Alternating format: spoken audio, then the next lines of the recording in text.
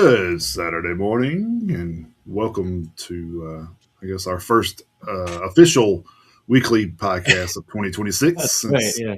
we Yeah. weren't here last week, we did the year in review show, which is how we feel it should be done everywhere, but it is not. So, uh, Yeah. We feel like we're I won't say only, but one of the few outlets that does the year in review properly. We don't wrap up the year 11 months into said yeah. year and be like, well, that's the best of the year with an entire month left to go. It's just like, Well, and we don't do it in 2025 period. So it's no, so like just like next year it'll be in 2027 when we that's do the right. 2026 year in review. So. Yep. We wait until the whole year is over to review the whole year.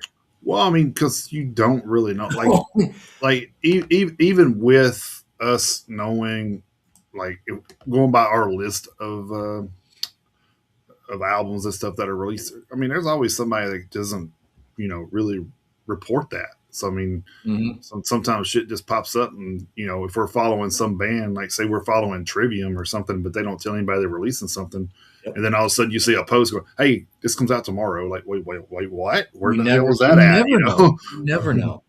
I mean, look at just take Iron Maiden for instance, where they were, sitting on that album locked up for 2 years, where it was done, but nobody knew about it. Nope, So, they put it into a vault for 2 years.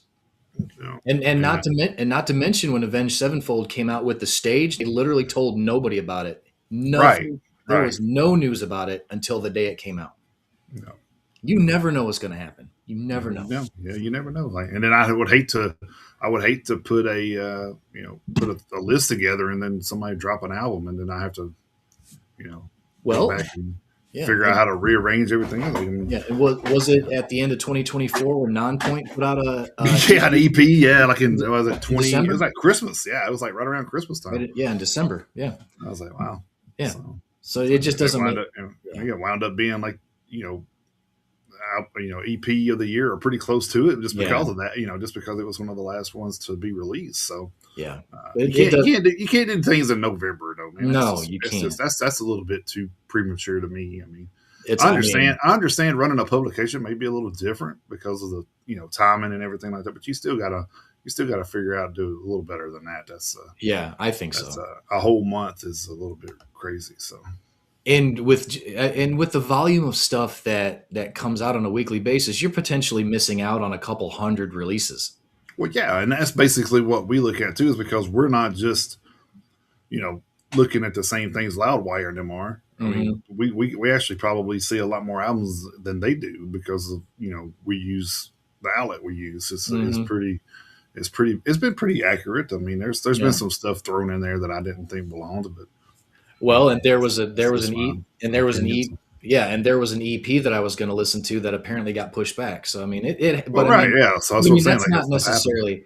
that's not necessarily the outlet's fault because I mean it was probably originally announced as it's coming out on the 10th, and then Right. something happened. I was like, well, we'll push it back to the 17th, or 24th, or whatever. So I mean, Yeah. there's a little bit of everything is definitely got that card subject to change asterisk on it. Yeah. Yeah. You Yeah. know, so, I know about that one. yeah, we know how that goes. uh, yeah. Or cars subject to change, and you wind up wrestling 3 times in one night. So, Yeah. one of those things. Yep.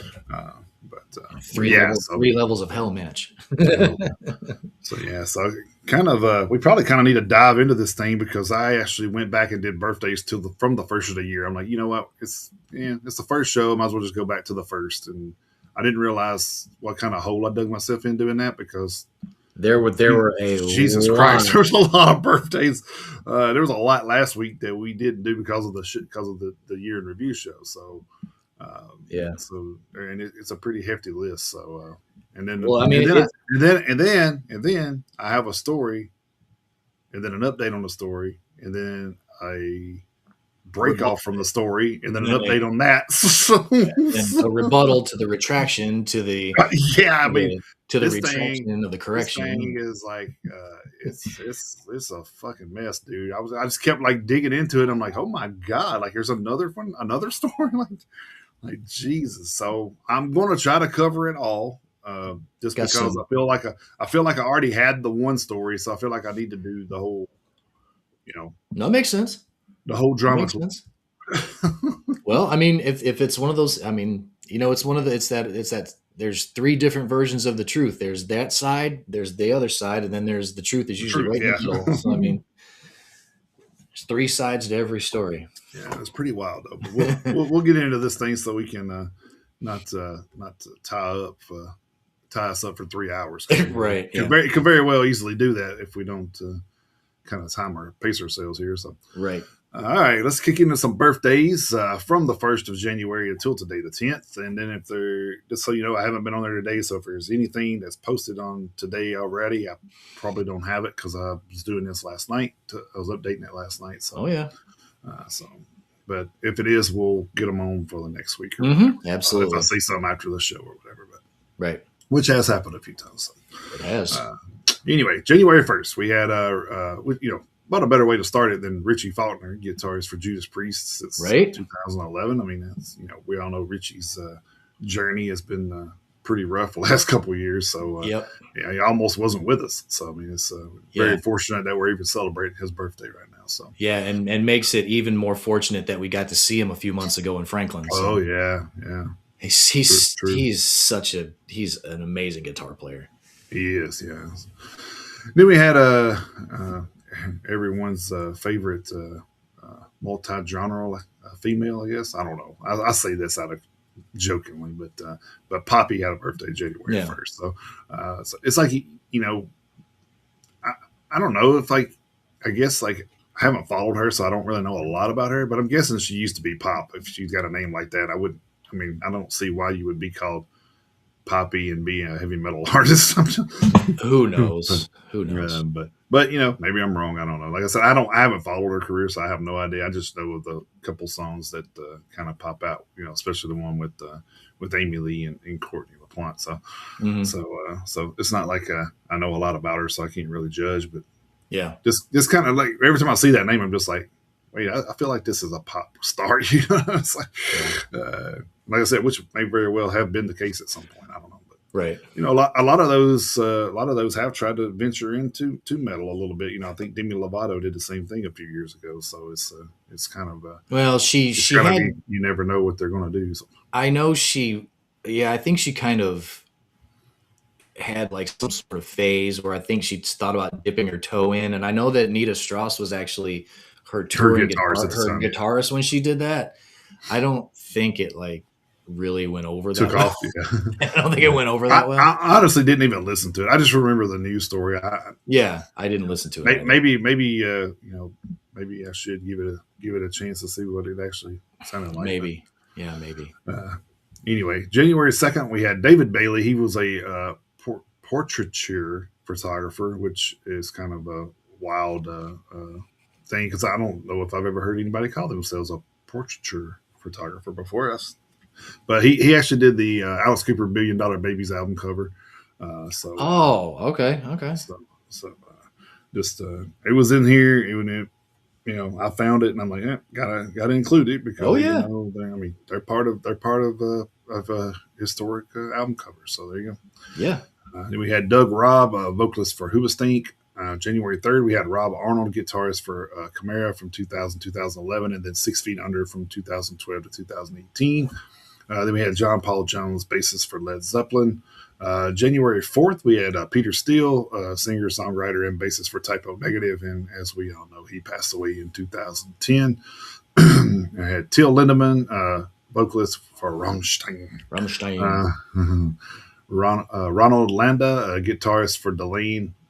Victor Valera, a drummer for Angelus Apatrida, which Yes. we've always carried the band flag for those guys. So. And will continue to do so. Oh, absolutely.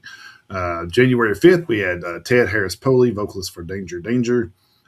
So let me focus on this for just a second because there were a few bands that came out during that era that were, I guess, like thrown into the mix of being glam rock bands, but I didn't really see Danger Danger in like Dangerous Toys and a couple of bands like that. I did not see them as like as part of that little I guess.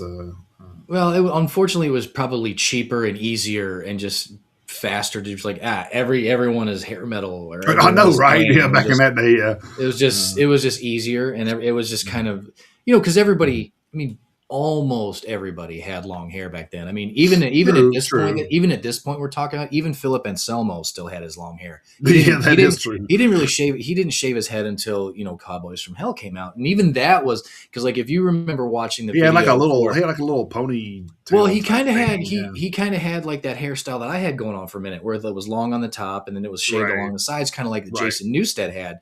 exactly. If you watch the Cowboys from Hell video, he still had some hair, but Hmm. it wasn't until like this. It wasn't until I think Vulgar Display of Power came out that Philip and someone had a completely shaved head. So I mean, Right. so even at the time, Pantera didn't, was still going through their glam phase, before Cowboys from Hell came out. So back then, I mean, pretty much everyone, except for maybe Rob Halford and I think Udo Dirkschneider, I think they didn't have any hair. But I Oh yeah. mean, 99.99% of everybody had long hair. So it was all like, it's all hair metal. Yeah. It's True. all glam metal. So it was just easier to do that. And Hmm. it was a misnomer for a lot of bands. Yeah.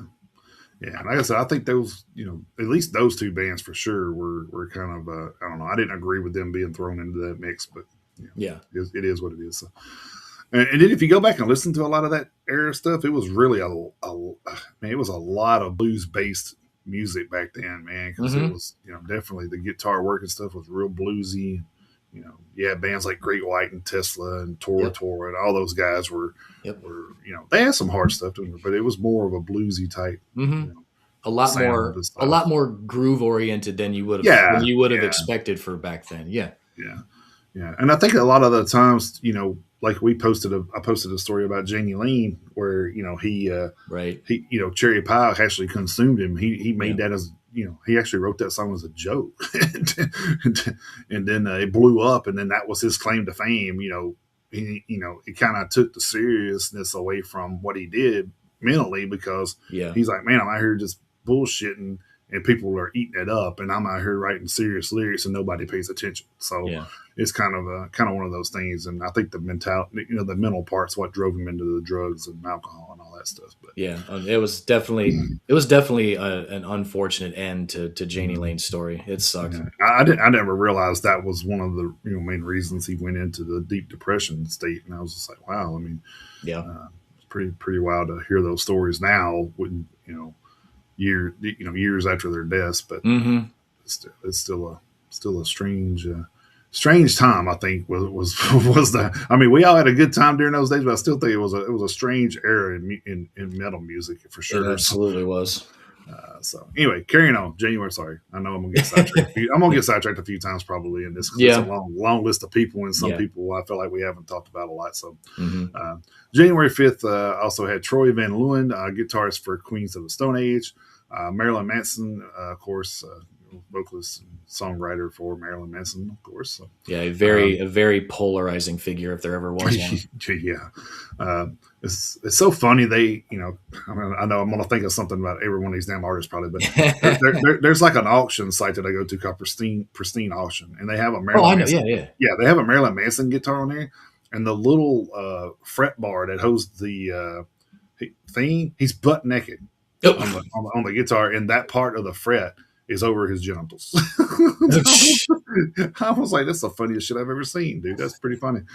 Uh, but anyway, carrying on. January 5th, we had Bjorn Tom Frederick, guitarist, songwriter, producer for Dream Evil.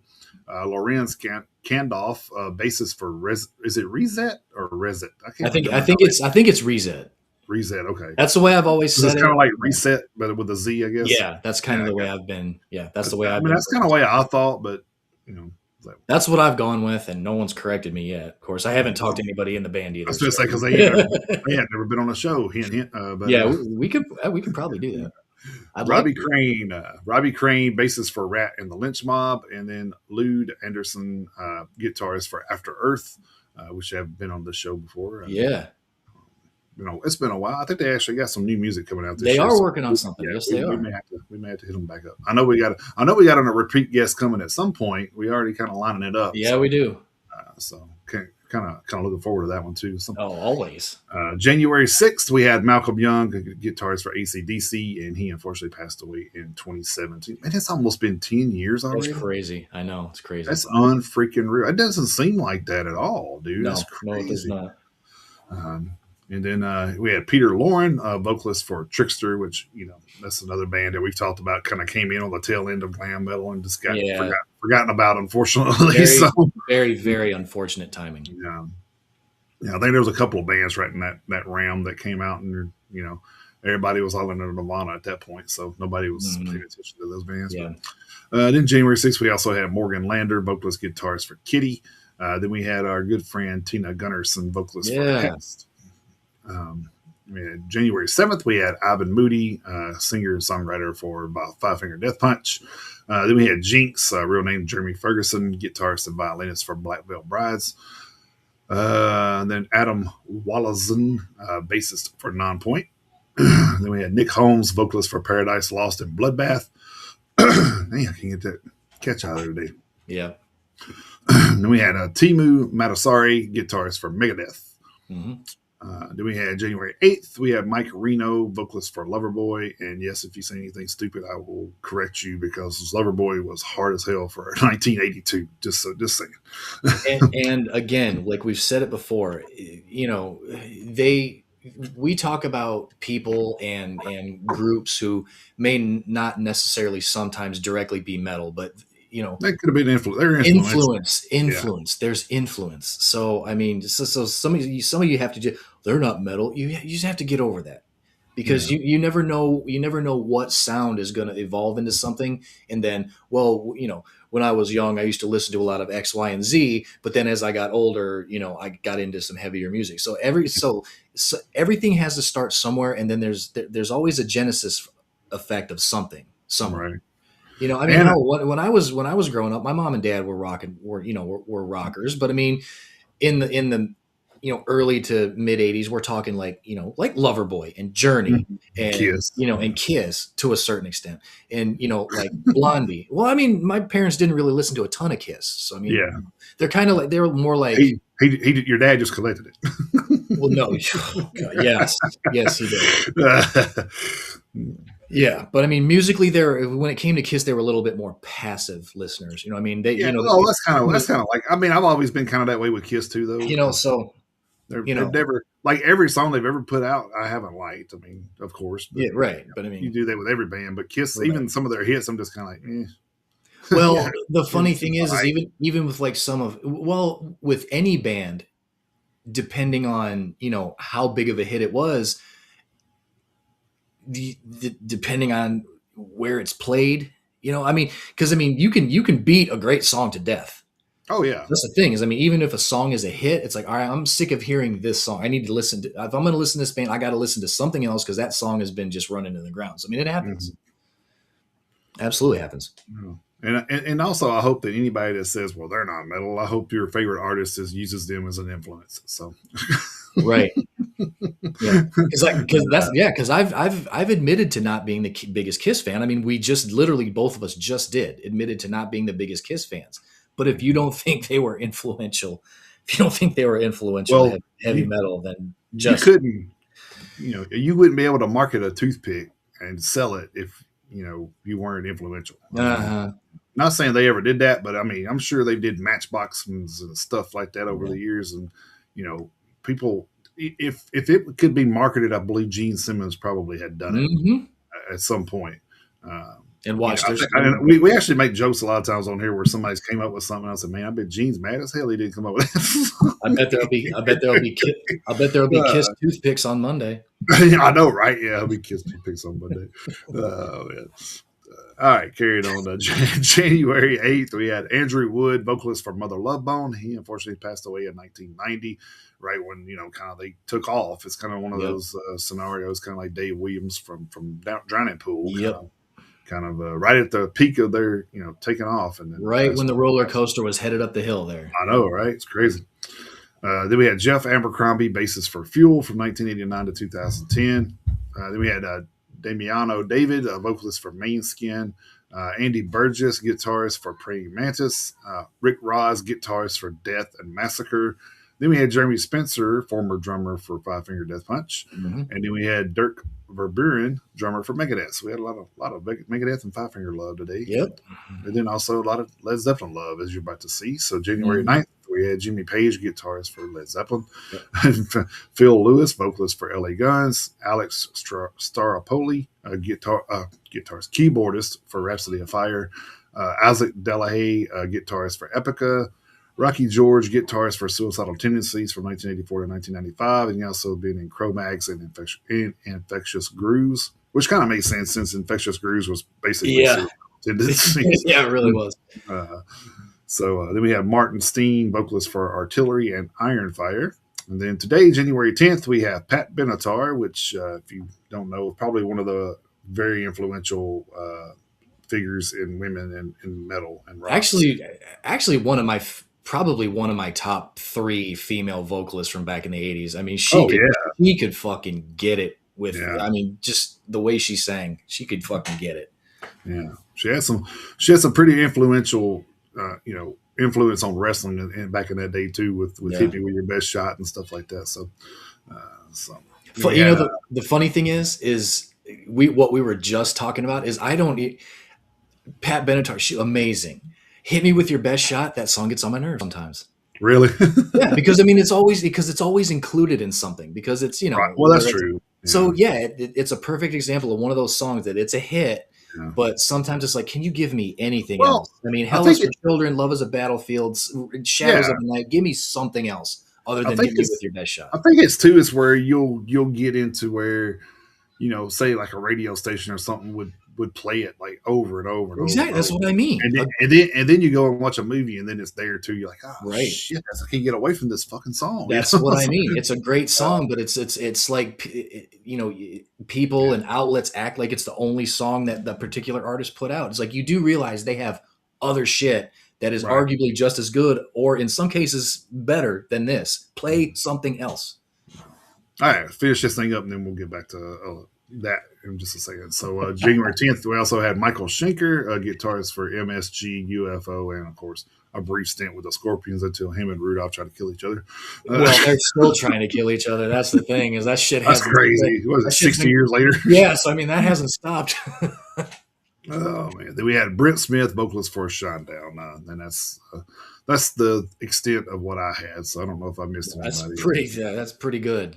Yeah, I mean So you had everybody that I can remember. yeah, I try to keep up with like I Yeah, do everything, and then I go back and look through the group yeah. and try to put anybody because a lot of the bands that we follow are not going to be covered by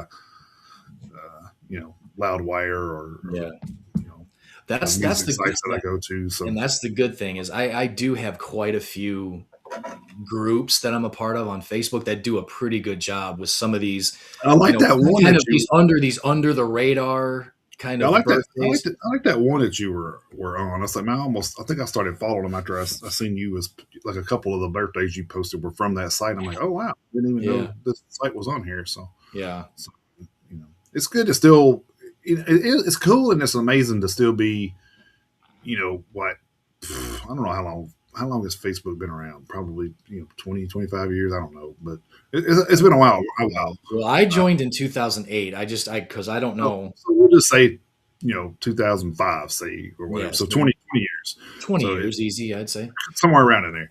So you think about, you're on Facebook for that long, and then you're still discovering, Yep, still discovering outlets and stuff that you yep, like. So there is some good and bad to social media. I think social media has been was a good thing in the beginning, and I think it's kind of gotten to be where it's trying to hang itself sometimes. I'm just like, yeah. man, y'all are just trying to like kill this website. What are y'all doing? Like, but it is what it is. So, It's one of uh, those things. It's one of those things where the you can say what you want about Mark Zuckerberg, but it's where a creator's intentions, they had their heart and head were in the right place, but then when you let humans get their hands on it on a mass scale, and it just gets bastardized. well, you let money take over too. Once money got involved, then it was That's true too. you have people saying, "Oh, well, I'm gonna buy this, buy that, buy this, buy that," and then they were you were letting them do it. Now they're like, Mhm. "Okay, I have this much invested. You're gonna have to post this." I think that's kind of what happened. Yeah. It's kind of like, oh, well, you didn't tell me that when we were investing, when you were wanting to invest. So it's I think it's a double edged sword, a lot of Oh, times. So, 100% is. but I wanted to go back and touch base on the Pat Benatar thing when you were talking about how the radio stations repeatedly play stuff, not just her, just anything. Hmm. Running a radio station now, with probably God knows, I don't know, 3, 4, 5,000 songs on there. I don't know. There's a lot of damn music on our radio station. Hmm. I can't. I don't know. I can't see how you would. There's so much good music on there. I don't know how you pick to play something over and over and Yeah. over something else. You know what I mean? It's kind of like And one of those things. And I get it. It's new music, and you want to keep putting it out there because people listen to it at different parts of the day. But man, it's but like here's what used to get me. And like there was a radio station, like when I was living up in Michigan, there was a radio station that I used to listen to all the time. It was the rock station in Ann Arbor. It was 96.3 WIQB. But it was the radio station that I used to listen to all the time. And I used to listen to WRIF when I could get it, but the riff was a little bit further away from where I lived, of course. So WIQB is what I always used to listen to, and I used to listen to the riff when I could. And the riff was actually a better rock station than WIQB. But and what used to get me is like when I was listening to the radio and someone would call in and they would request a song. It's like, what? Just wait 15 minutes, you'll hear it. They'll play it for you. right. It's like, Yeah, I want to hear such and such by so and so. I was like, they played it 20 minutes ago. If you wait another 10, you'll hear it again. So I mean, it's just exactly. when people would call in and request a song, it was be like, that's the song you want to hear. They've already played it a half a dozen times in the last 2 hours. So I mean, listeners were part of the problem because they would go, I want to hear this song again. So I mean, so I'm sure now. I'm sure for radio stations, it's kind of like a balancing act. It's like, okay, this song right now is super hot, Mhm. so we want to play it because people obviously want to hear it because of course, like I say, this was back when we were growing up, so the albums were actually physically selling well. So all right, Mhm. the album is selling well, the video is doing well on MTV, which we all know what just happened with MTV, and I'm sure Right. that's a little bit of foreshadowing for later in the show. But so the album's selling well, the video's doing well on MTV. So I mean, we need to make sure that we're playing the song. All right, we already played it. And like, and even I think 1029 The Buzz even still does it. The rock station here, they have like an all request lunch hour, so shit like that. So you know people calling in requesting a song. It's like, all right, well, this is what our listeners want, so I mean, we got to try to play it, even though, like I said, we've already played it a dozen times since Yeah. since the morning rush hour. So it's I know you got to keep your listeners happy for ratings and all this other shit, but I mean, at the same time, some of these radio stations are their own worst enemy when it comes to some of this stuff. Oh yeah. So I want to do something like we need to actually do a experiment with them and call up and say, hey, I want to hear this song, and we pick something out of our inbox that we know Oh is man, released, right, that we know is released for airplay. yeah. Like, hey, I want to hear this. Oh, well, we don't have that. Well, why not? I do. Hmm.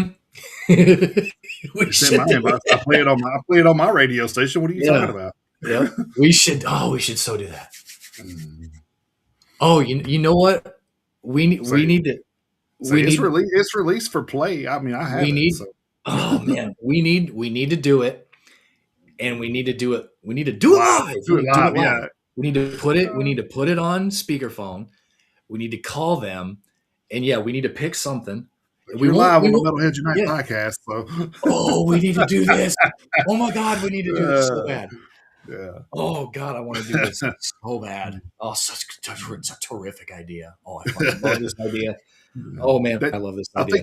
I think that TikTok video might blow up, man. Oh, and the funny thing is, and look, if we do this, I will even throw this one caveat in there: is we will make sure it's nothing too heavy for Well, them no, because well, they're yeah, so I mean we won't ask for any like black metal or or Slaughter to any Prevail or or nothing. No, Slaughter to Prevail or anything deathcore, because I mean we know that we Mm-hmm. talk shit about the Buzz because they deserve it for one, but also we know what they just won't play. We already know this right is what they won't play, so we won't set them up for failure completely by just trying to get them You to know, play you something. know what? It would even be better if that band was happened to be touring through Nashville at some point too. We can do that too. We can do that Just too. have everything lined up to where you have Yeah. no reason not to play this in Nashville. Yeah. Like, I think we need to put our heads together. We need to do this. It's such a good idea. Oh, it's such a good idea. And so, we need to let them know that they are live on the Metalheads Unite podcast. oh Oh, yeah, I'm definitely not oh, gonna. I'm definitely gonna put them on live and not let them know they're on live. I'm just gonna like, nom, nom, nom, nom, nom. Oh God, it's Like, such hey, a good idea. this is Jason. I'm live from the Metalhead Night podcast. We just want to know if we could hear this song. Oh, Uh, that's such a good idea. Oh they man, probably the funny thing is we would have to record it because they would not air that. There's there would be no way they would air that. mm-hmm.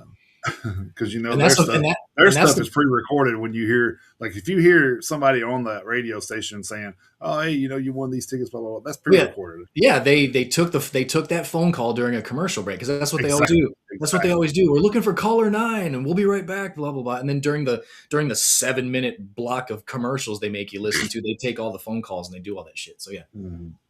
But the cool thing is like we'll do it on a live show, and then what we can do is after the show we can edit it to where it's just that, and Oh then we yeah, can post that we'll post it on TikTok, we'll post it on yeah. Instagram and X and everything else. Yeah. And then we're gonna Oh go. yeah, And then we'll we're tag them gonna and go. everything too. Then we're gonna go do that every week to a different radio station. uh, Oh, I love it. I think I found a way to get us famous, Chris. Oh hey, I am. Uh, Oh, I'm so in. Oh, I'm so in. That's going to be great. So Hell, we can call the riff. We call them up. yeah, hey Call them man, up. can y'all play this? Yeah. And see, and then we'll keep a score of like who will and won't play the songs that we request. Yeah. Oh, this is gonna make 26 so awesome. This was already going to be a good year. I knew it was going to be, as far as, just the amount of music that's coming out, some of the Oh, yeah. interviews that we are already getting lined up and everything else. I was just so optimistic about how the show was going to go this year, but that is such a tremendous idea. And the 2025 T-shirt is already designed. Yeah. And we're 2 weeks in. It's a awesome design too. Everything's going Metalheads this week.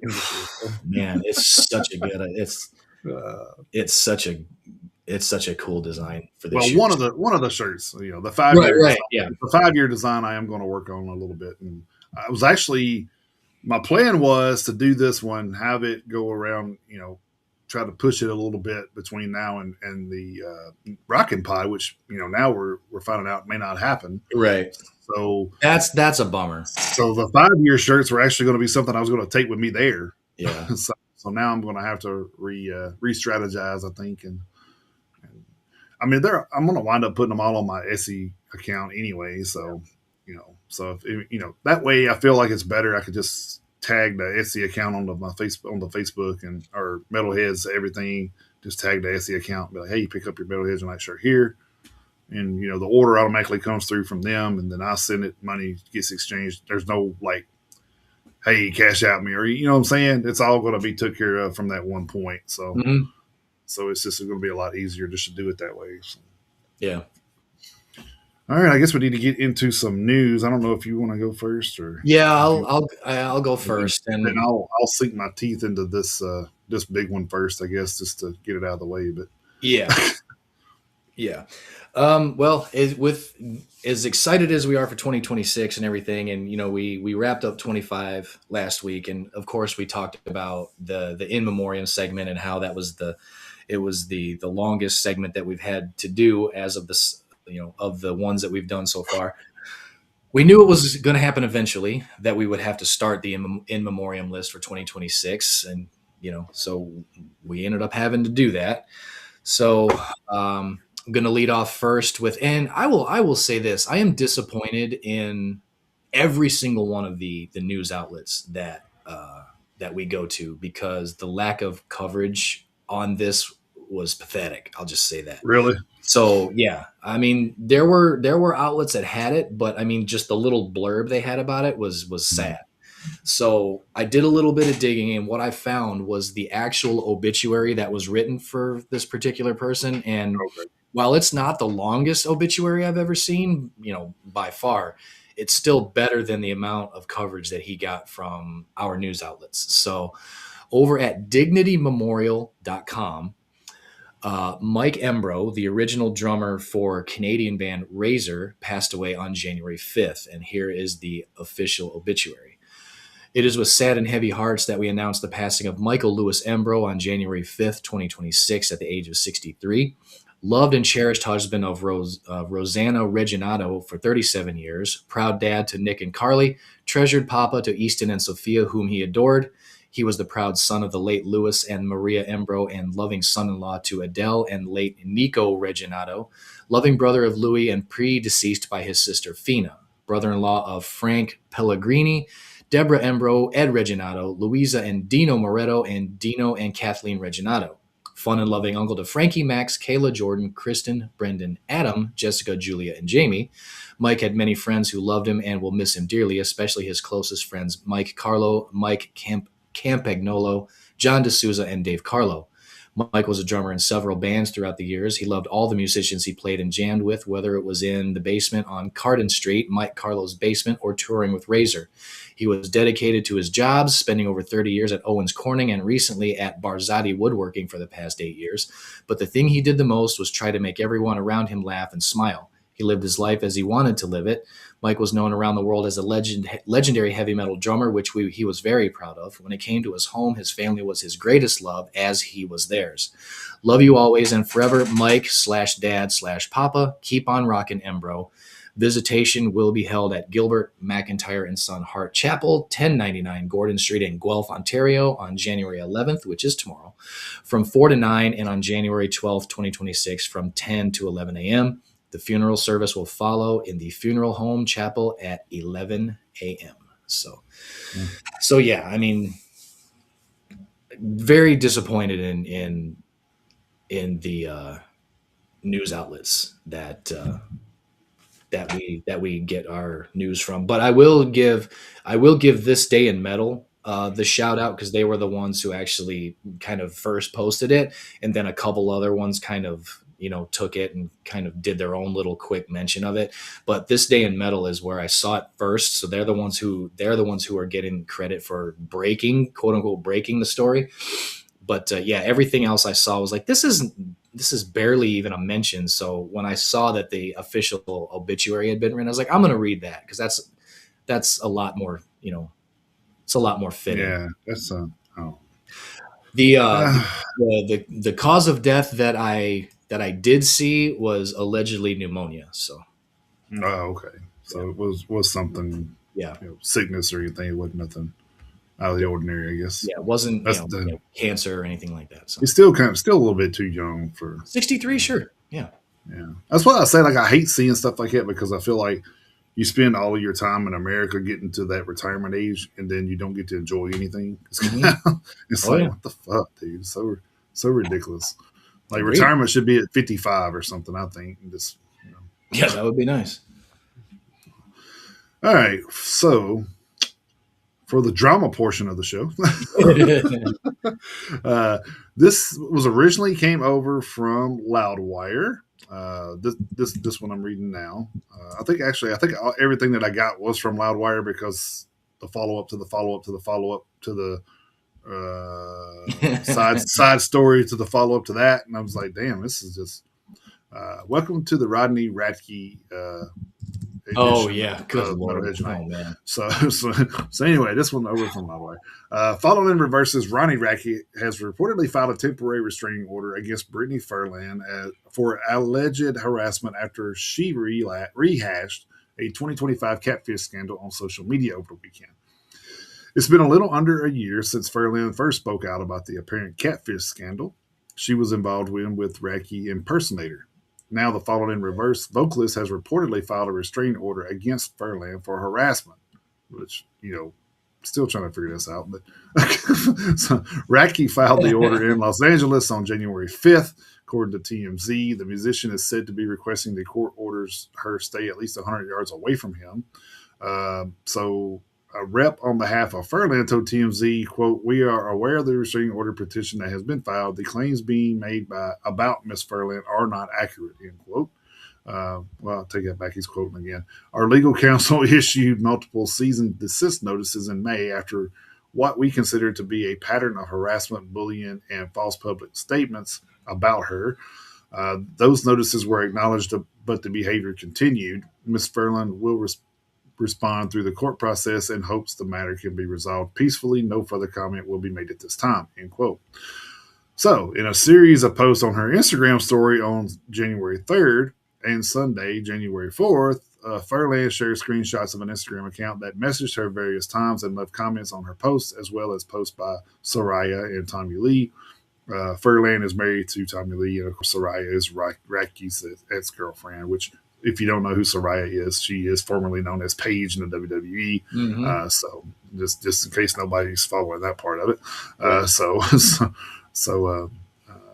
quote, so this random account at JUB dash TIP kept messaging me and leaving fucked up comments on my page and my husband's page and Soraya's page. And we all talked, and it was following all of us, Furlan wrote in the first screenshot, which featured a direct message conversation between the account and herself. She covered the first message she received from the account, but had replied with, "Okay, Ronnie." The next three messages she received from them said, "Miss you madly," and the third was a photo of Furlan. Furlan cites further evidence alleging the account belonged to Radke. Furlan said that she utilized Instagram's forgot password feature to try and log into the account to see the phone number and point out that the last two digits of the number matched one of Radke's phone numbers she has saved in her phone. Coincidence? I think not. Ronnie's friends gave me his several phone numbers which he swore he didn't have, and he'll continue to swear he doesn't have more than one phone, but he does. As I was told by people that were very close to him for years, Furlan alleged in another story on Instagram. Furlan logged into a separate Instagram page she has that Racky blocked, and she noticed that the account that she referred in her stories was also blocked, suggesting that the account is linked to the same number as Racky's. Excuse me. She then logged into her dog's Instagram account, which isn't blocked by Racky, and was able to see the number of accounts the page was following. When you're blocked by a user on Instagram, you cannot see the number of posts or accounts they are following. So she's said in a full statement on one of her stories, "This is not how I wanted to start my new year. I wanted to leave this behind and move on with my husband." Yet here you are talking about it. But every time someone posts a video about me being catfished, I defend myself because I know the truth. He doesn't like that I do that, so he's trying to shut me down even more.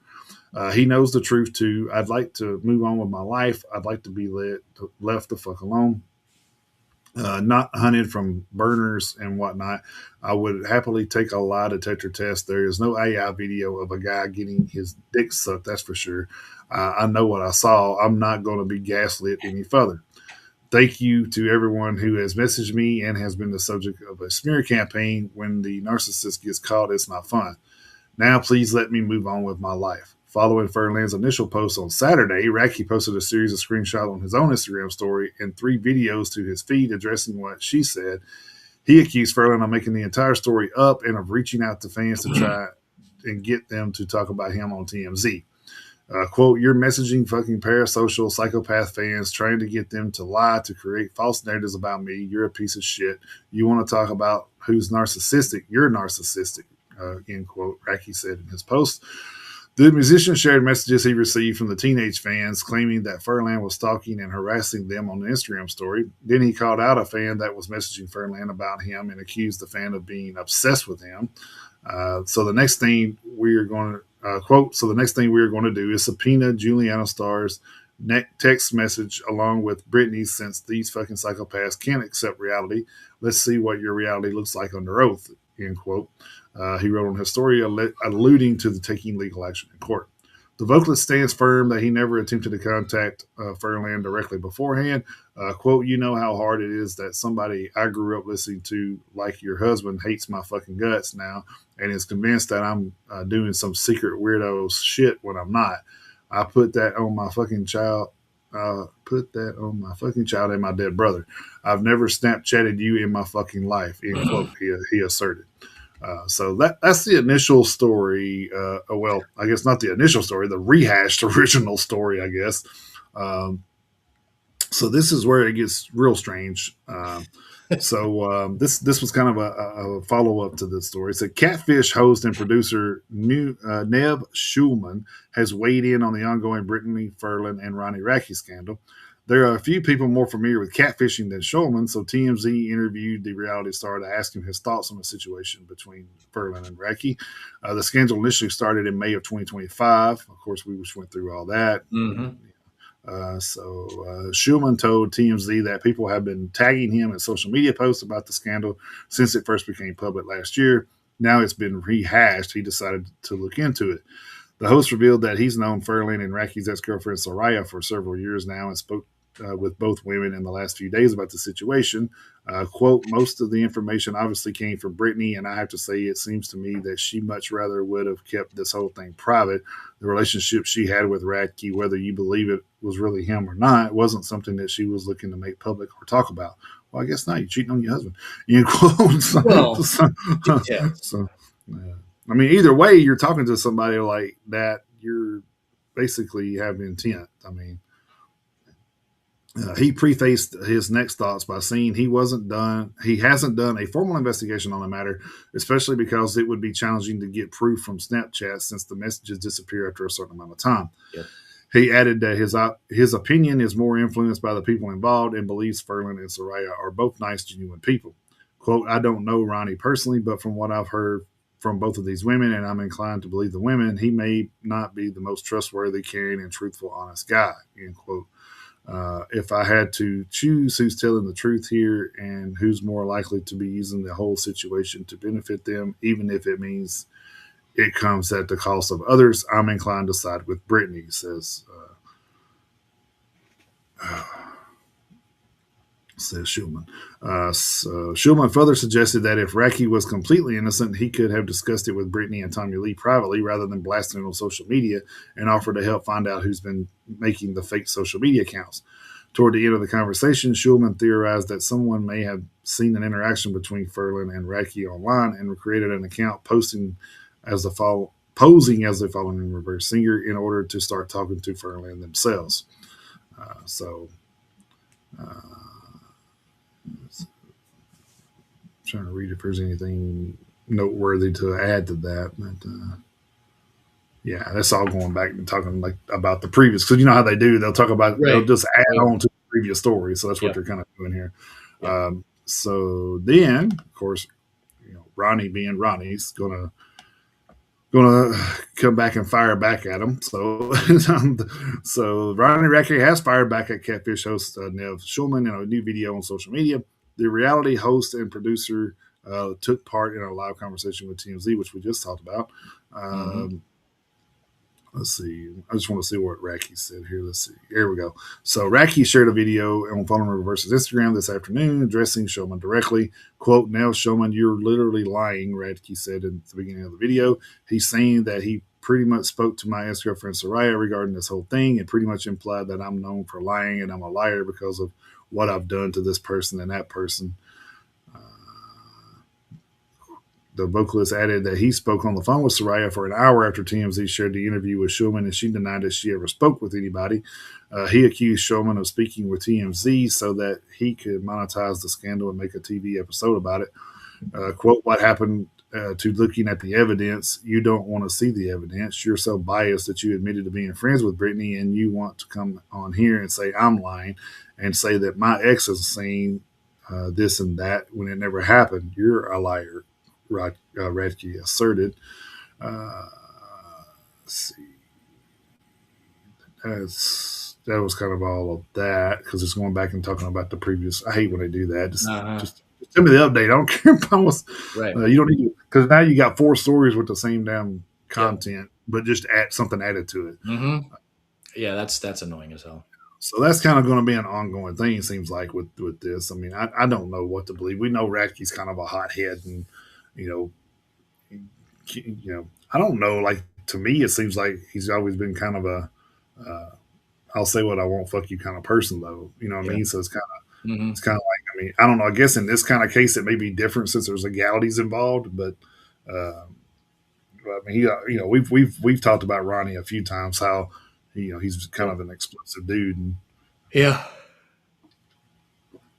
I don't know. I mean, this is another one of those things that sounds like it's not gonna go away anytime soon, and it well, no, I mean, if it's definitely not being gonna rehashed after 9-10 months, it's yeah, gonna. it's definitely not gonna go away quietly. That's for sure. So breaking off of that, during a live stream, Ronnie Radke explained why he fired the following reverse guitarist Max Georgiev last year. The musician has since responded to the singer's claim in a statement. Radke shared a post in his Instagram story on January 5th that alleged Georgiev admitted to sleeping with a minor before joining Falling in Reverse. The guitarist shared a statement addressing the allegations, and then Radke discussed it further during the live stream. Um, Says, quote, for those that are wondering why I fired Max Georgiev, the guitarist, it's because he admitted to sleeping with a minor 10 years before he was in my band when he was 27 years old. Have fun with that, end quote. So, let's see.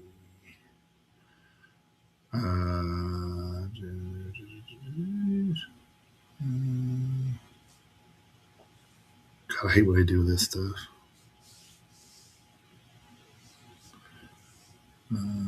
So, let's okay. Then a fan recorded Radke's live stream and uploaded it as a three-part video to their TikTok account. While it doesn't specify exactly when the live stream took place, Radke referenced a new social media ban on the clip, and his Instagram account was taken down yesterday, which this was 2 days ago, I think. So Falling in Reverse frontman admitted there are a few reasons why his account may have been banned, and one being that he's made allegations against Georgiev on the platform. Maybe me talking about my old guitar player getting fired for finding out he was hooking up with minors. I think that AI might have caught that and was like, "You got to go."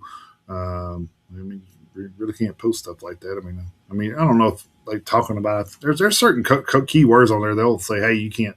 You might want to reword that. Mm-hmm. So I don't. I mean, I don't know that was one of the cases or not. But I figured everything going on with that and the other thing that we just talked about probably got a lot to do with just drama in general. Yeah. Instagram's like, man, fuck this guy. so Radke alleged that Georgia admitted to sleeping with a minor. We just talked about that. Even though it was before me, what kind of person would I be if I knew that? Once I figured that information out, I asked him, and he says, "Yes, what kind of person would I be to go? Well, it was 10 years before. You're gone." The singer snapped. All right. So then Max Georgiev responded. Oh man, this is like a war of words with everybody. Mm-hmm. It's like everybody versus Ronnie or something. So, Yeah. where'd he go? Oh, come on. There he goes. So, let me do it this way because I got a touch screen and it gets finicky when I'm not doing it like this. So, ex Fallen in Reverse guitarist Max Georgiev has given a second statement following Ronnie Radke's accusations against him earlier this week. Of course, we just talked about Radke sharing that post. Georgiev addressed Radke's accusations in a social media statement, and then the vocalist made further accusations against him later in the day. Um, so Georgiev shared the following statement on Instagram on January 8th. Says, anyone who believes that I was physically involved with a minor at age 27 while having no concrete evidence is delusional. I met someone who turned 18 a few months later while I occasionally dated her. This was 15 years ago when I was 23 in Quebec, Canada. Her parents never confronted me because the girl only had a mother. I never lied to her and her daughter about anything. However, perhaps this is the underlying reason why I was fired. by April of 2024, it was time for me to leave Falling in Reverse. I took the initiative to learn 9 songs of another band, swipe for the next video and the date and playlist on YouTube or something. That's what he posted. So whatever that original post has, all that stuff. Um, so uh, so yeah, I mean that's kind of where we're at. We're kind of like war with those two guys. Then we're in a war with we're not in it, but we're watching a war Right. Yeah. between Yeah. Ronnie and Tommy Lee and his wife Brittany. Uh, so it's man, this dude's just I don't know. You kind of like with we know Ronnie's kind of out there, so it's kind of like Take we're everything with a grain of salt. exactly because you never know with that guy. No, you don't. He's probably the one that had a relationship with somebody under 10. Who knows? Maybe. Maybe. So not under 10, but 10 years ago. Whatever he said. Yeah, I knew what you Um, meant. Yeah, but yeah. So, but anyway, that's kind of the drama revolving that guy, and it seems like there's always some kind of drama following that dude. Anyway, so it's almost it's actually worse than the Tim Lambesis stuff. I think it's just because you don't hear as much about Tim as you do Ronnie for sure. yeah. Well, So the funny thing is I mean that's true. You hear more about Ronnie Radke than you do Tim Lambesis, but at the same time, everything we hear from Ronnie Radke is out of his own goddamn mouth most of the time. You won't shut up. well, exactly. Yeah, he's usually I just will. I will say this. I will say that. Not. Don't get me wrong. I'm not saying Tim Lambesis is a great guy or anything, but I think Tim is at least trying. yeah. Does he go about it the right way all the time? Probably not. But I think Tim Lambesis is at least trying. I don't think Ronnie Radke is trying to do better. I think Well, I think he. that I don't. I think the thing with Tim is he knows that music is his escape, so he's trying to keep that going to keep his mind kind of where it needs to be and not on Sure. all the shit going on outside of his with his personal life. So Yeah. I No. think that's his main thing. Like to me, like I love the music. Tim Lambesis itself, I really don't care much for, Right. I but mean, but but and as I lay down, his music's always been pretty good. yeah. So Now even and their new shit's really good. So I mean, yeah. Now, don't get me wrong. I'm not trying to extol any virtues of Tim Lambesis because I mean, if the domestic violence accusations are even remotely close to true, and if he's abusing animals, because there were supposedly videos of I guess of him kicking a dog, and to me, don't get me wrong. Any sort of violence against other people is wrong, but man, don't fuck with animals. yeah. But we've watched that Not video. I mean, not it to was not to. I'm trying to just put it on record. Like I'm right, yeah. not condoning anything that Tim Lambesis is accused of. If it ends up being true, Well, what my I'm what thing, I'm trying to my, say what I'm trying to say is like Tim, he did his jail time for the thing mhm, he was convicted for. right. He's got out and he's trying to live his life. He's trying to move on, and whatever happened between him and Danny is between them, and whatever happened between them, I hope gets resolved. And I know that she has left, and I'm happy for her. I think she's better off without being not being with Tim. I still think Tim is at least trying. I think he is, like I say, I think he's trying and like not doing the best job, but at least he's trying. I don't feel the same way about Ronnie. I don't think Ronnie is really trying to do better. Oh no, I he's not. think he's He's got to be he's got to be vocal and he's yeah. got to be So, he's and just that fucking. I He's really a do. douchebag. He's a douche. Let's just be Yeah, honest about it. He's a fucking douche. I really think Tim wants to move on and Tim wants to do better. I just don't know that he knows how sometimes. Mhm. So like I say, I'm not condoning whatever. Just trying to like my personal view of the two people, and like Ronnie is one of those guys like I'll take any attention. I'll take any Right. attention you want to give me, good, bad, Exactly. or otherwise. And I think Tim is like at least trying to move forward. He's just kind of tripping over his own feet sometimes. Yeah. I think too. I think if Ronnie was to change or whatever, we would be sitting here, and with some of these news stories being, damn, I wish Ronnie would say something. We wouldn't really have much to talk Well, about. but that's the thing is, I mean, Oh, there may be some grain of truth to that because I mean, when you're that outspoken and that outlandish, if that goes away, then people do kind of wonder, it's like, damn, what happened? I mean, you used to be this mhm. and that and the other Yeah. thing, and it's just, so I mean, you kind of put yourself and you kind of pigeonhole yourself to that. Well, I think it too. You kind of, this is the thing that I hate about people. People always tell you like, "Oh, don't be something you're not," and then when you're this kind of person, people are just like, "Man, you need to shut the fuck up."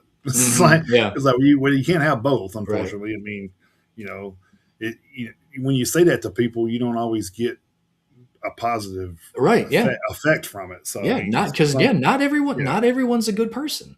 right. I So I mean, mean, with I've this many, with 7.5 to 8 billion people, you think everyone is going to be a good person? well, No, no, no.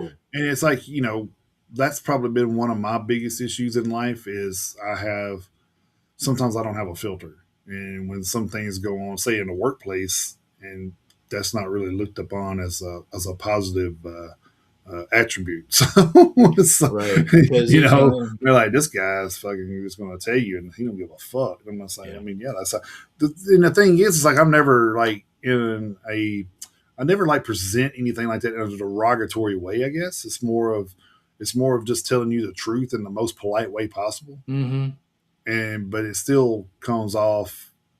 I'm sure it still comes. I mean, Susie's even said that. She goes, "Man, you know this. You still come off like an asshole, even though you." I said, "How?" It's almost like what was that movie where Will Ferrell's talking. He says, "But no disrespect." Oh, it was but Ricky Bobby. He says, "I said with no disrespect." He said, "Yeah, but that don't mean you just say what you want when you say no disrespect in front of That is true.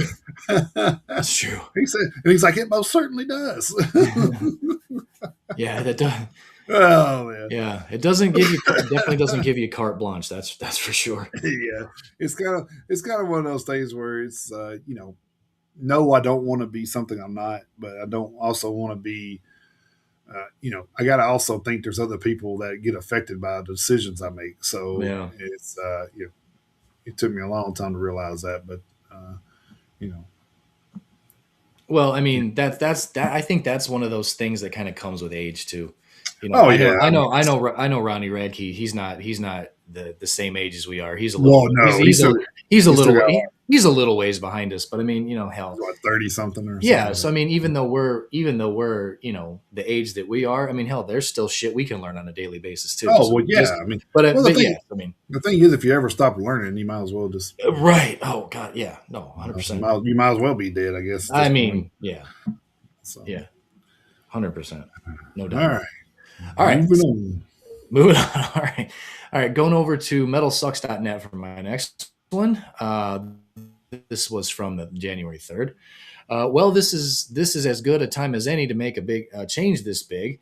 Celia Wergelin, the front woman from Dutch goth rock band The Gathering, has decided to leave the band after a whopping 16 years, having joined the band back in Wow. 2009. Wergelin made the announcement very matter of factly on her socials on December 28th. So, I mean, she made the decision at the tail end of 25. This one kind of just came out, Of course, it was on the 3rd. It was after our show last week. So, I mean, it's one of those things. We do the Right. show in the Exactly. morning. We can't help what breaks in the afternoon after we go off the Right. air. Anyway, so quote, it's a new dawn and a new year. After 16 years of creating and playing great music with The Gathering, it's time to move on to new ventures. I've had so many awesome experiences and made great memories with this band that will stay with me for the rest of my life. I wish my bandmates all the best for the future. Thanks for all the great support and the lovely conversations with all you wonderful The Gathering fans around the globe. Lots of love, Celia, end quote. Over summer last year. There we go. The Gathering hit the road for the 30th anniversary of Mandelion, which saw them bring back their old singer Annika van Giersbergen, who Wergelin eventually took over for in 2009. The band is set to continue touring this year with the Van Giersbergen fronted lineup, which consists of Annika van Giersbergen, Hugo Prince and Geerlings, Frank Frank Boyen, Hans Rutten, Rene Rutten, and Jelmer Wiersma. So there you go.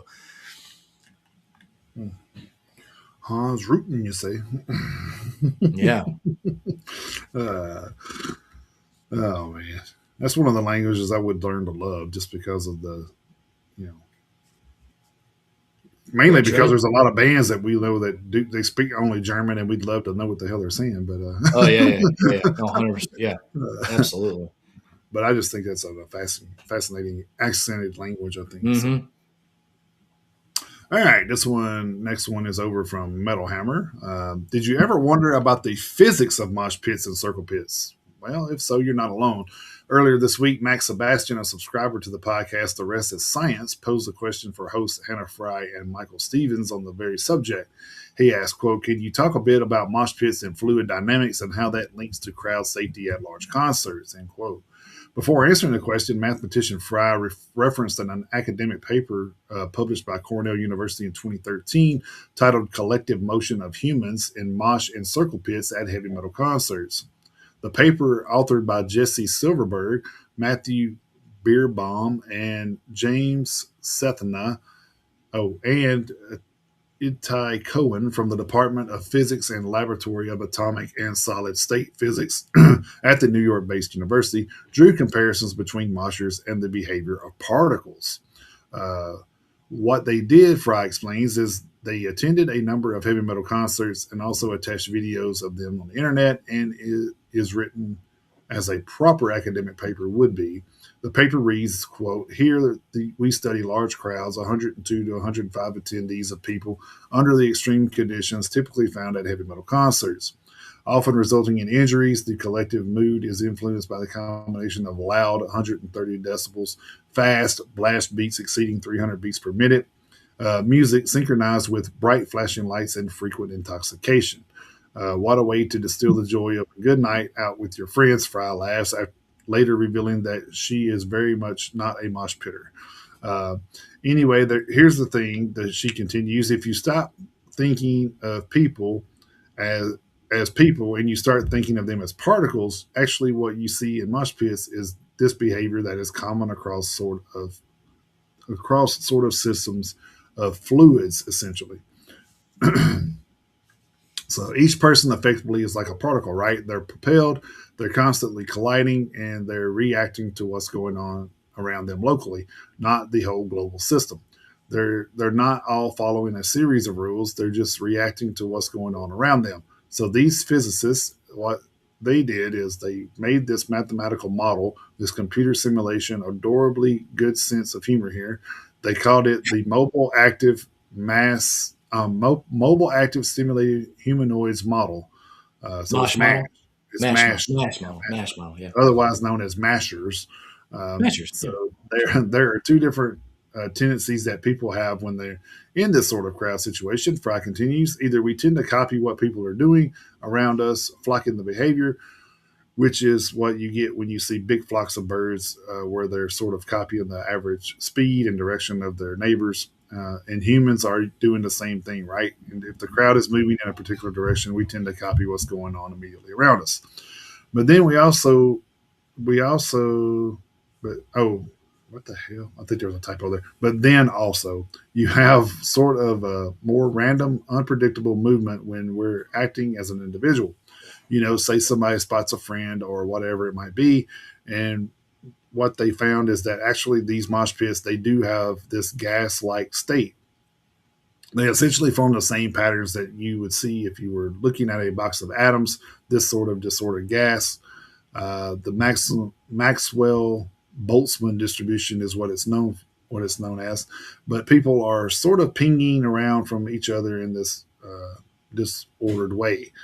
But then when you hold on, man, they got some typos in this thing. But then when you get more people going in, people organize into this vortex-like state, this sort of circulation motion that you see precisely as you do in fluids, where people are sort of rotating with the audience, and this is like something these circle pits that emerge from nowhere. It's this emergent property. Nobody ever says like, okay, you off you go, start rotating in this direction. So right. Yeah, these are people with their own personal wills, and they haven't organized any of these patterns. Stevens interjects. No, it's just something that happens when you stop behaving like people and start behaving like particles. Fry concludes. So, little science. Yeah. So heavy metal is science. That's right. That's That's right. right. There is a science to There is a science. it. Maybe a weird science, but It's organized chaos. there you go. Yeah. What amazes me about doing these things is like we copy and stuff. Like I copy and paste from a lot of the sites, right? Right. And I'll proofread a little. Like I'm kind of like well, I guess not proofread. I'm kind of skim reading. Mm-hmm. So I kind of like find a cutoff spot, right? So I'll take that and I'll paste it. So I don't go back and reread this, mainly because it's coming from a publication and you should have a damn editor doing that. You would think. Yeah. So when I'm reading this and I'm like, wait, that sentence does not make sense. It's kind of like, well, who in the hell's proofreading this shit? Well, hell, if nothing else, get fucking what was that? Grammarly. Get some Grammarly and just run it through there. I'm almost wondering if this story wasn't like. I was trying to see, did it say where this place was based? I know that's the study was done at a New York based university, but I don't think I think this is an English type podcast or something. Because you would definitely think the English have their shit together. But I say that because when I go in here, they had behavior with OUR, and they had something else like that too that I had to correct. I'm just like, okay, that's not Englishly correct. How about that? So that's why it made me think maybe it's a European paper or European site or something. So. Yeah, could very. But still, you're doing it from Loudwire. I mean, Loudwire should have, proofread it too. Somebody has got to proofread. Or Metal Hammer. This is Metal Hammer. Metal but anyway, Hammer. you're a famous publication, regardless. I mean, it's regardless, yeah. So spell check, proofread and edit. So I mean, come on, it doesn't take that long. Well, especially if you only got a story that's what it take me like 2-3 minutes to read. Yeah, not long. So yeah. So it's kind of like you don't have you're not going through a documentary here trying to spell check. Yeah, right. Get good. Get good. Yeah, make my job easier. Come on, guys. All right, moving over to the PRP for my next one. Coalesce have announced that they have parted ways with their guitarist Jess Steininger in the wake of allegations of him conducting an inappropriate relationship with a 24-year-old student while he was serving as her professor. The band first addressed those allegations in a statement shared back on December 23rd, which reads as follows. That's why I went with this story, because it's kind of two stories in one. I'll just read them both at the same time. Gotcha. Quote, we are aware of a Reddit post and related comments making accusations towards our guitarist Jess and, by extension, the band. That's actually a very important thing to note. This is the by extension part. You don't want to be guilty by association for shit you haven't done. Earlier this year, Jess informed us that he had engaged in a mutual but inappropriate email exchange with a 24-year-old student at his university. Given the obvious concerns around power dynamics, we asked to review all correspondences and evidence. We went through everything thoroughly. The physical contact that has been referenced publicly consisted of consensual interactions, which included student-initiated quote-unquote pinky swears and 2 non-sexual hugs, after which he did not pursue or encourage any further physical contact. Nothing resembling sexual misconduct, predation, or assault occurred. No sexually explicit images or materials were exchanged or solicited. Jess has consistently acknowledged fault for initiating private email contact and for not immediately alerting the university, which contributed to his personal resignation from the academy. This matter arose in an academic context, and while Jess is a member of Coalesce, no band-related status, access, or influence played any role in what occurred. There was also no quid pro quo conduct in his role as her professor. The documentation shows that the interaction was mutual, that the student's attraction predated these events, and it ended with when Jess withdrew consent to pursue anything inappropriate. Jess fucked up. He has repeatedly owned his part, but the narrative now being circulated goes far beyond the facts. After reviewing the evidence ourselves, we stand behind Jess and reject these mischaracterizations, end quote. The woman in question claimed that her and Steininger had various email exchanges which turned sexual in nature, and that Steininger had touched her several times during in-person encounters. Coalesce characterized the relationship as quote-unquote mutual in their above statement. However, a follow-up post made made by Steininger's accuser in response to the band's statement described the relationship as a case of quote unquote grooming. It has Mm. since been revealed that Coalesce and Steininger have parted ways, with the band canceling their European touring plans as a result. The Roadburn Festival stated of the matter this morning, January 6th, quote, Coalesce have canceled their upcoming tour, and sadly that includes their planned performance at Roadburn 2026.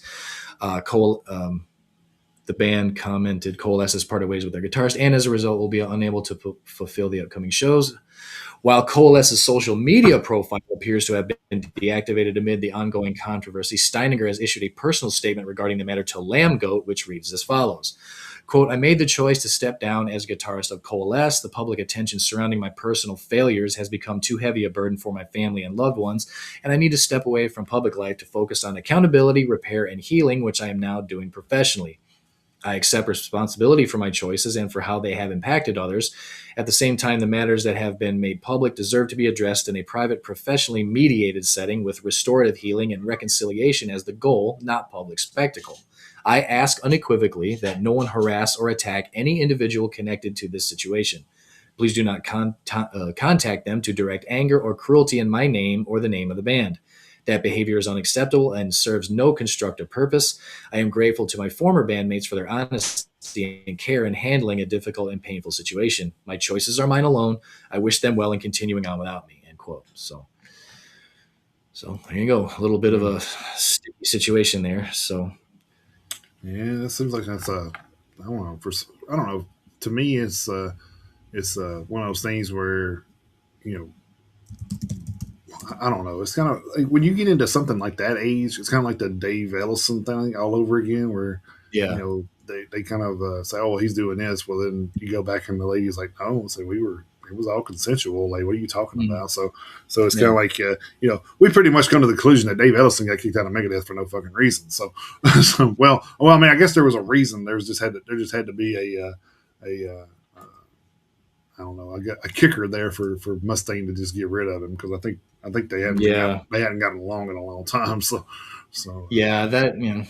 Yeah. I think so. Unfortunately, that's kind of what happened there. But hopefully there's they get that worked out, or if he did do that, then hopefully he gets what he deserves. I mean, that's kind of one of those things where we're not gonna take up for you for doing anything like that here, Hmm. not on our side, Hmm. but because Yeah. we got kids and grandkids and stuff like that. We don't we're kind of in that realm to where we understand. Like if that happened to my kid, I'd probably kill your ass. So Yeah. Right. Yeah. so Yeah. you wouldn't have to worry about anything. I'm Right. over 50 and I'll go to prison. I don't give a fuck. But Yeah.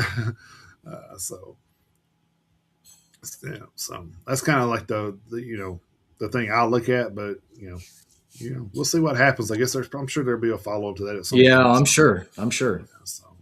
so we'll kind of keep track of that maybe. So Yep. all right, so I know Chris is dying for me to read this one because he's got a joke he's been saving for it. So he's got it queued up. Yeah. This one over from Metal Sucks.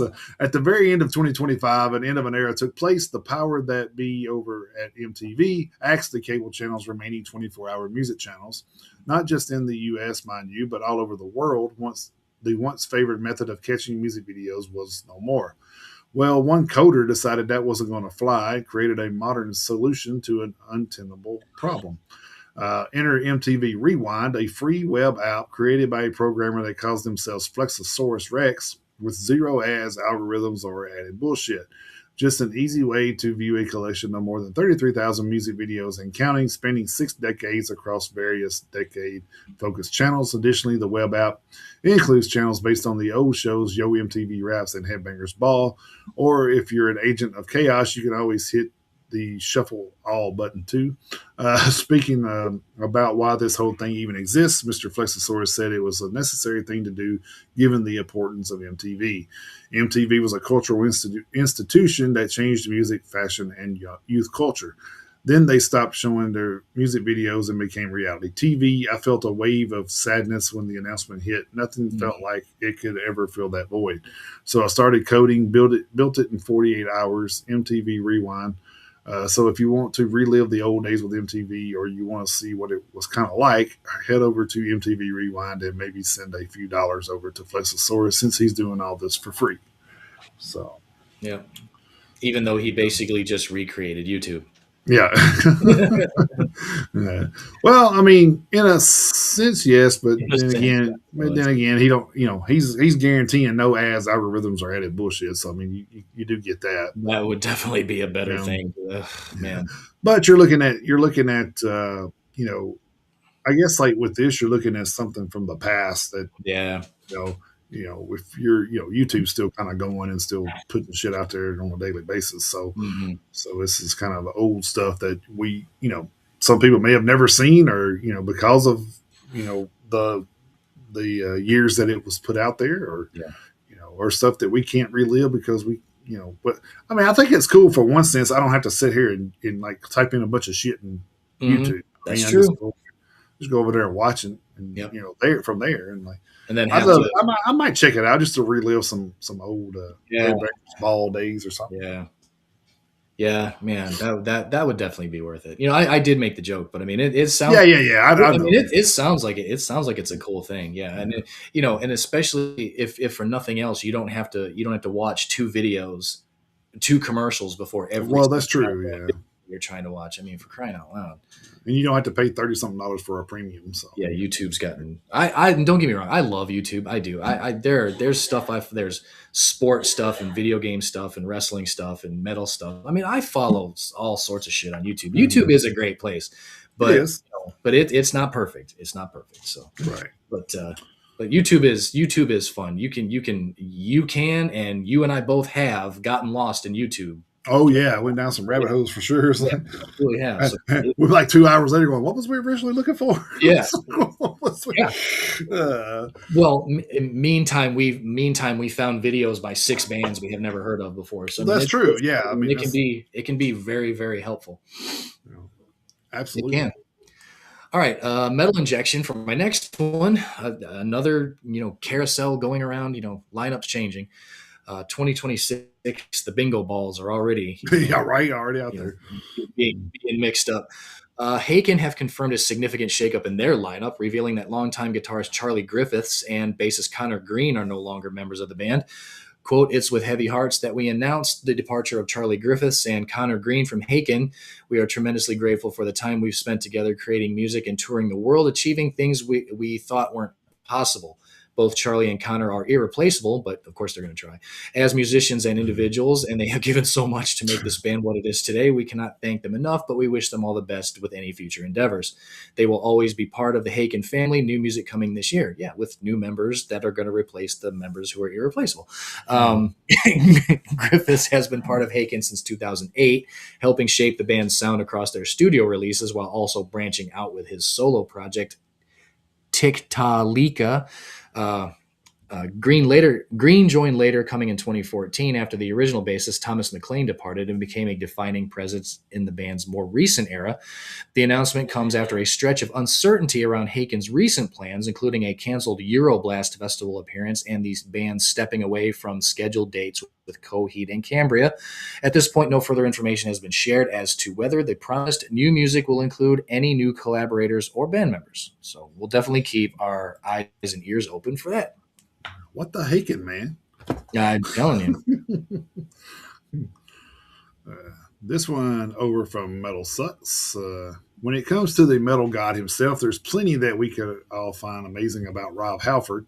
Yep. The dude's been doing the rock and metal thing for literally decades. He's a LGBTQ icon, and at the spry age of 74, he's still hitting high notes and performing all over the world, and changing every 5 minutes. I'm just kidding. I added that part. Yeah, no, But it's true though.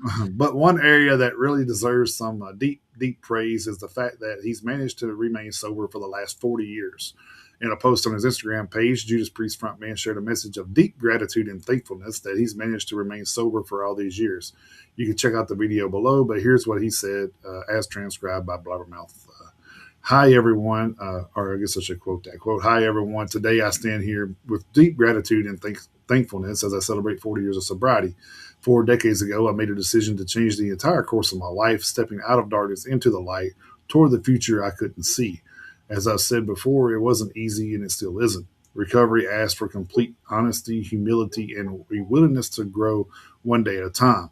with love and support from my higher power, my family, friends, and fans helping me guide the way I keep moving forward.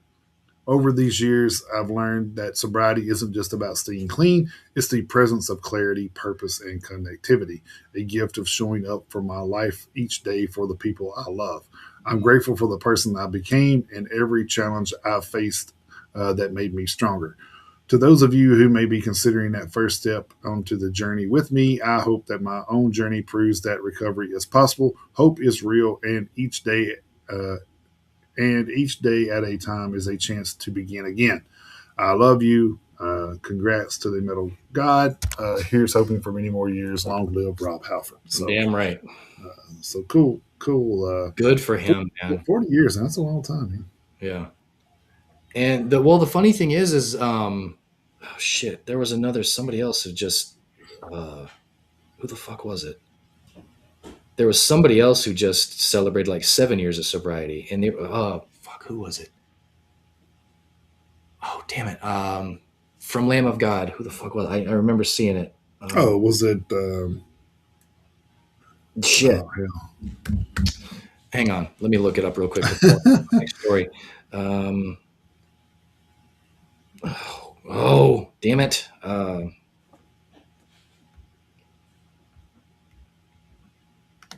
Oh, Mark Morton. Mark Yeah, Mark Morton just celebrated 7 years of sobriety. I mean, good for him. And we talked about Ivan Moody, his birthday. He's been on a streak. I don't know how long it's been, but he's been sober for a few years now, for several years now, actually. So I mean, what you can like or dislike the music all you want, but it's fine. It's whatever. We're not talking about that. We're talking about these people as the people that they are and the Mhm. struggles that they had to go through. And whether you like their music or not is it doesn't matter in this context. Whenever somebody is struggling through something like that and they're able to overcome it and they're able to maintain it, that's always good news. No matter So, no matter what band they're in, whether you like the music or not, it's immaterial. It doesn't matter. so here's the thing that I always find interesting too is I wonder if they drink at all. That's my thing because being sober is one thing, but just having a casual drink is something totally different. So that's kind of where you can have it. I guess like my thing is alcoholism is not having control. So Right. once you Right. regain control, you mean are you safe to just take a beer every once in a while, or like kind of like I drink. You know how I drink, so Yeah, it's which very is which is very rarely. rare. Rarely, yeah. Yeah, so I mean, it's kind of like every once in a while, I like to enjoy a beer. It's like you just Yeah. if I'm out at some new restaurant and they got beer I've never heard of, I'm like, oh, I'll try that, see what it tastes like. But I just wonder if they have, I wonder if they're just totally off of everything, or if they're saying that they're not dependent on it anymore. I guess is what I'm I trying to th- say. I don't know. I mean, obviously I don't know for Well, the myself. reason why I say that because I don't want to hear somebody going, "Oh, well, I've seen him at I've seen him drinking a beer somewhere." Okay, well, Yeah. okay, so he was drinking a beer. Like Right. Yeah. I that mean, doesn't mean he fell off the wagon, dude. It's like, right. Yeah.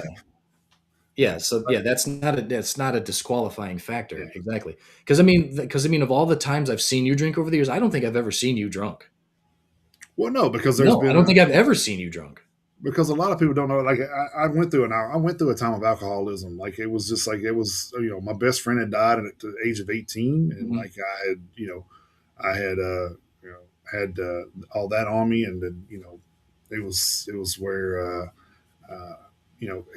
they kind of like led me to dropping out of school and doing going to work full time and stuff like that. So I mean, it was a rough time. Like when it was almost I didn't have any brothers and sisters close to my age, so Yeah. the people I grew up with in my neighborhood were we were family, dude. I mean, that's my brothers and sisters, so we were we were close. And when he passed, that kind of threw me into a state of just comfort. Like I was trying to find a comfort. Hmm. Alcohol was that comfort. Right. I remember the thing that hit me and made me realize that, hey, I got to stop this shit. I had got paid on Friday, and I don't remember what I think it was like, just say $400. I don't know. It was probably somewhere in that area. I don't remember. But Monday came around, I had $70 in my account from where Yeah. I partied all fucking weekend. Hmm. And it's like, dude, I can't keep living like this. Like you know, I'm not going to have anything. I'm not, Yeah. I'm not Yeah. going to have. I mean, don't get me wrong. I made sure, like, first of the month, my apartments and car payments and all that stuff was took care of. But you know, the rest of the time, I didn't have anything. You know what I Hmm. mean? It's like I could have had a lot of, I could have been saving up for a house or anything at that point. Right. But I wasn't mature enough for any of that anyway. But I'm just saying, Yeah. like, there's a lot of options you could be doing besides throwing yourself into a bottle.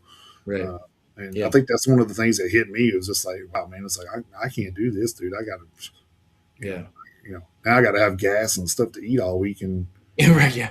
I'm only gonna have $20 when I get paid again. Like, what the fuck? Uh-huh. Yeah. So, yeah, it's like things you don't think about a lot until Yeah. it just actually hits you. Like at some point, it just has to hit you and be like, you know. And that's one of the reasons I don't like. I know my limitations, and once I hit those, I stop because it's kind of like you got to have that strength to know when to. It's like that that commercial. Know when to say when. Yeah. Yeah. Mankind has got to know his His limitations. limitations. That's right. Even though you Yes. keep kicking yourself. That's Uh, right. Yeah.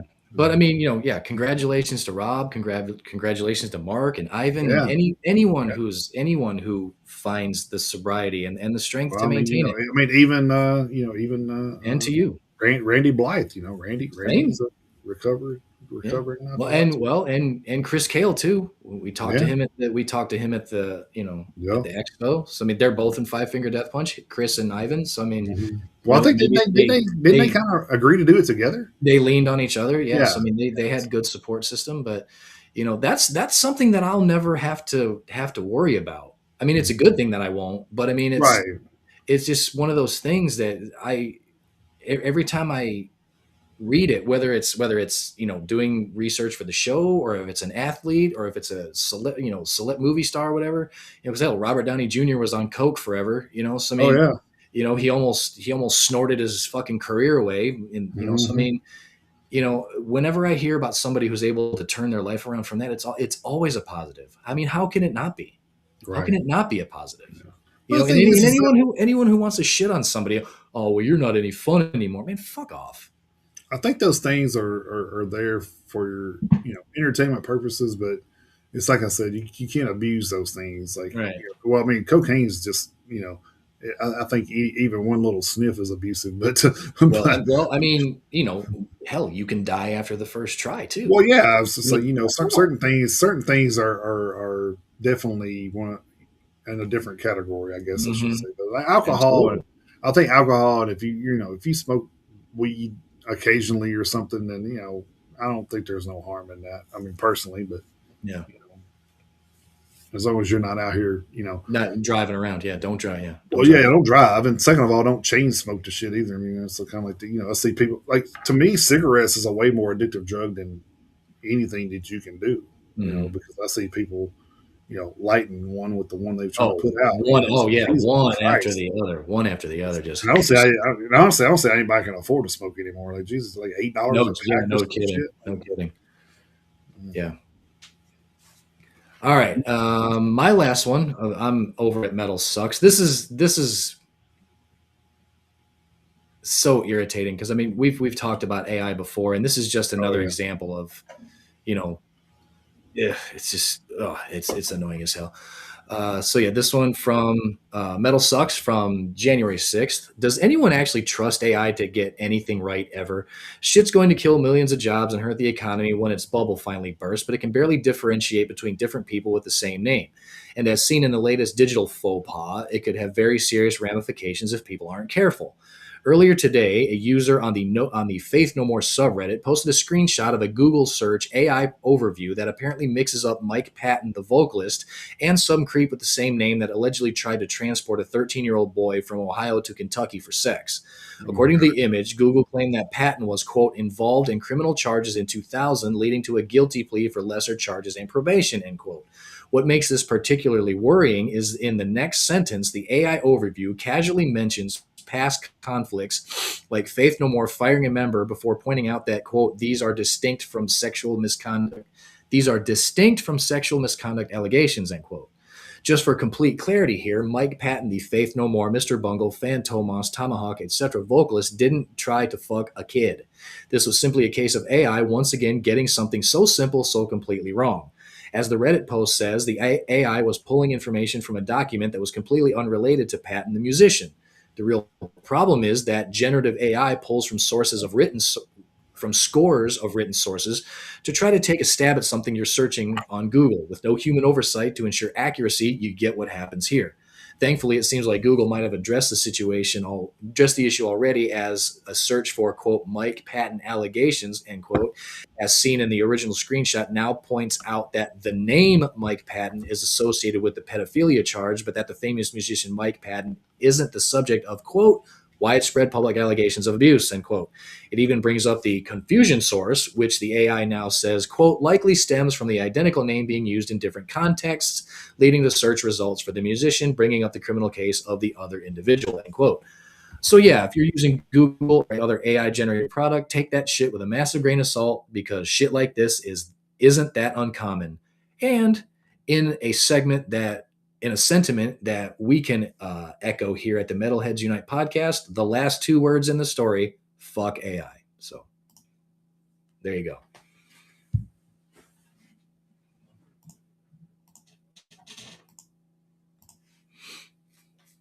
Sick and tired of AI already. I know it potentially has some sort of positive aspects to it, but I mean, for crying out loud.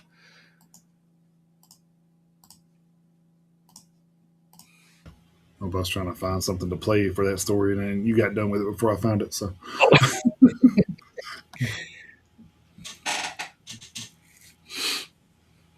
but that was my last story. So, all right, let's see here. My last one is over from Metal Injection. Foo Fighters have announced that guitarist Pat Smear will be temporarily sidelined after suffering a painful injury over the new year. In a statement shared by the band, Foo Fighters revered and tongue firmly in cheek here that Smear rang in the new year in classic tradition of rock stars having bizarre gardening accidents, resulting in multiple broken bones in his left foot.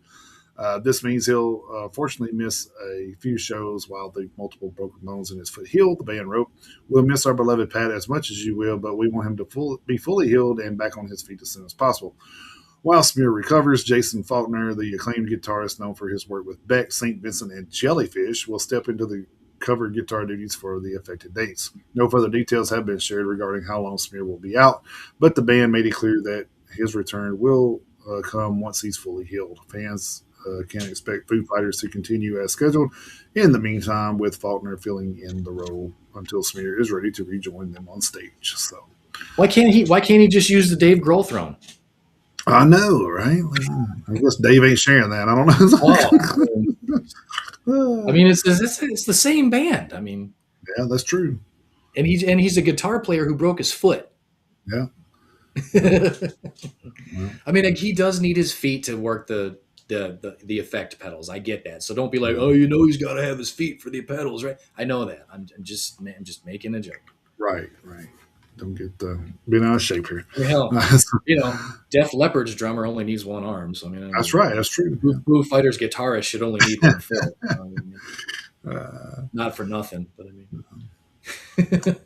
All right, other headlines here. Ozzy Osbourne exhibition at Birmingham Museum extends to September 2026 due to the huge demand, which is awesome. That is, I really wish and kind of hope somehow that might make it over here.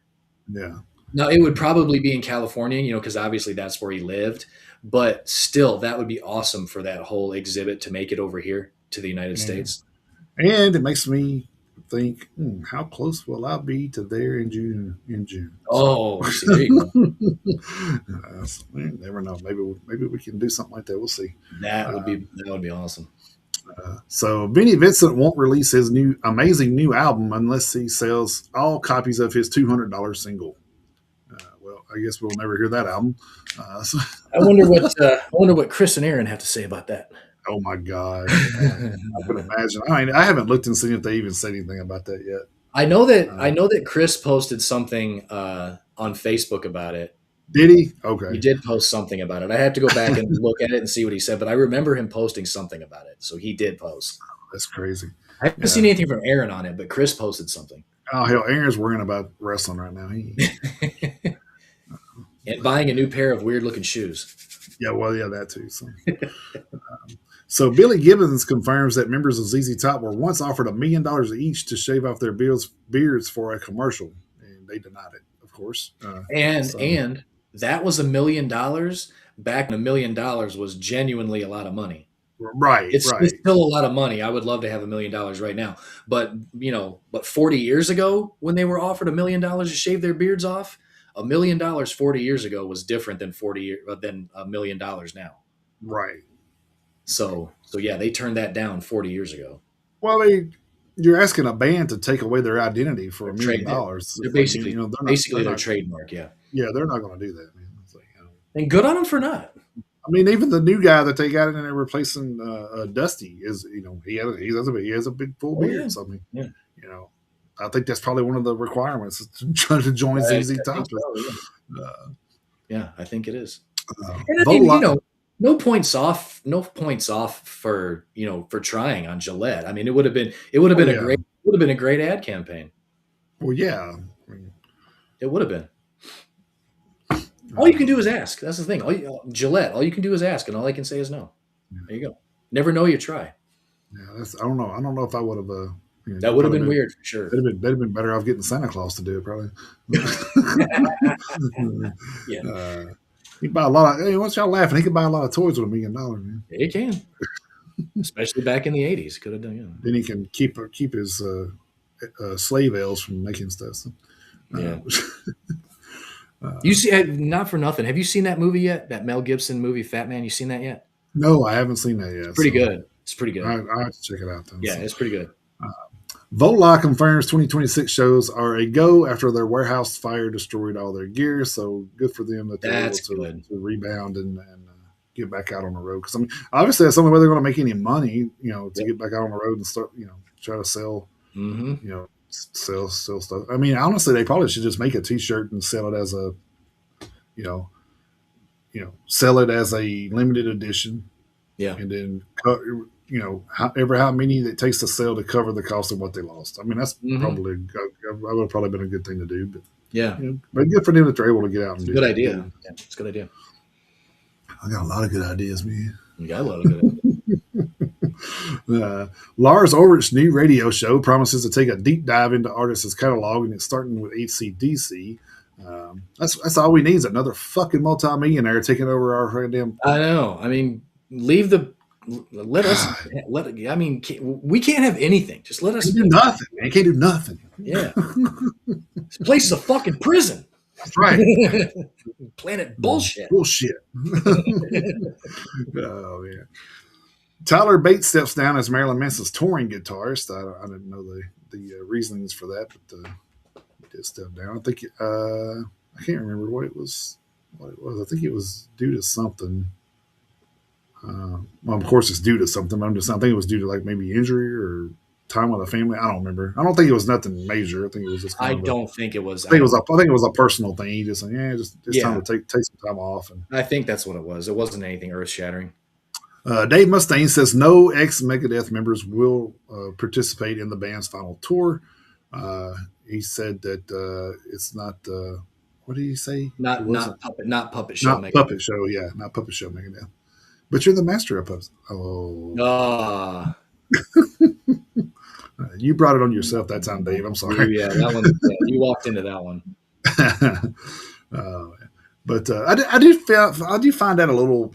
I don't know. I mean, how awesome would it be to have Marty Friedman and Timu David and Ellefson. well, I'm just talking about the guitar players in general. I Just know. Marty and Timu and Kiko and all them kind of get together and Yeah, do kind of a just do it. big ass solo. That'd be cool as Yeah, fuck. yeah.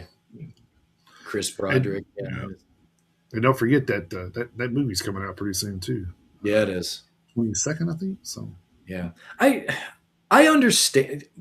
I understand Dave's point of view. I get it, like the logistics of it and everything. I get it, but at the same time, I mean, you're ending you're ending the career of a an iconic band that you started. And so I mean, I don't know, not letting any of the other people who helped you along the way, be a part of it at all. I think I don't know. I don't know.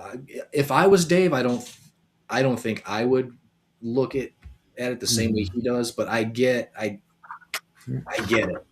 This just in. Dave Mustaine says we cannot put everybody that's ever been involved in Megadeth into the final shows because there are not enough dates. Uh, so He said that he said that I'm the just saying he didn't say I that. was about to say that. I mean, if that ends up being what comes out, that's bullshit. Because he said the tour could last anywhere from 3 to 5 years. I know how long he said. I'm still saying there's not Yeah, enough dates of how many people's been in Megadeth. yeah. Well, unfortunately, some of them still aren't around anymore. But Well, that's true too. Yeah. So Gar Samuelson and Nick Menza, yeah, stuff like that. But I mean, yeah. I don't All know. right. I understand his point of view. I just don't know if I was in his shoes, I'd be like, all right, no former members are going to show up at all ever. I don't know. Yeah. I don't know about all that. Like I said, he may decide that here and there, may somebody like join or something on stage. Who knows?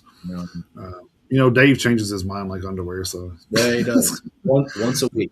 once a week, once a week. Yep. Yeah. He take a bath and ain't even spring yet. So, Primer 55 pulls out of the South American tour with El Nino and Hit PE. Can't remember. I think they pulled out to work.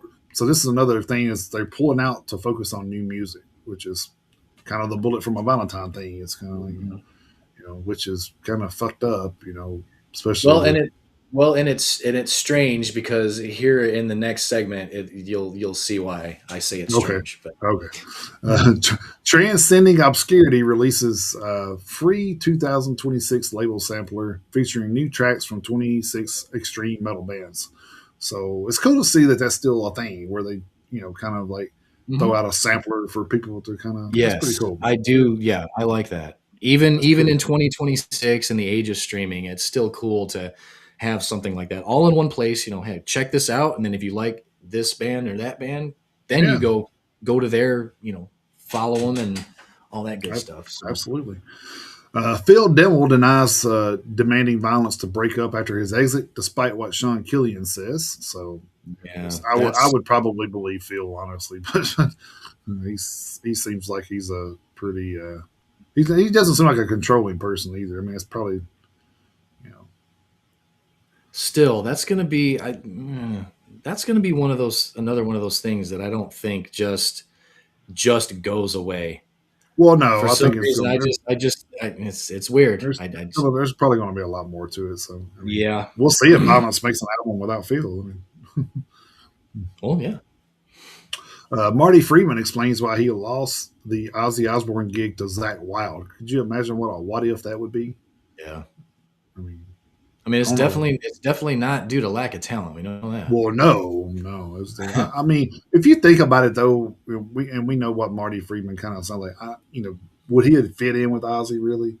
I mean, I don't know. I think Zach was probably the perfect Yeah. guy at the time, but I And mean, that might that's be and that may be what it was. Maybe just yeah, like Zach was probably the right choice at the time. I mean, obviously Marty absolutely knows how to play the guitar and probably could have played anything that Ozzy and Sharon would have written.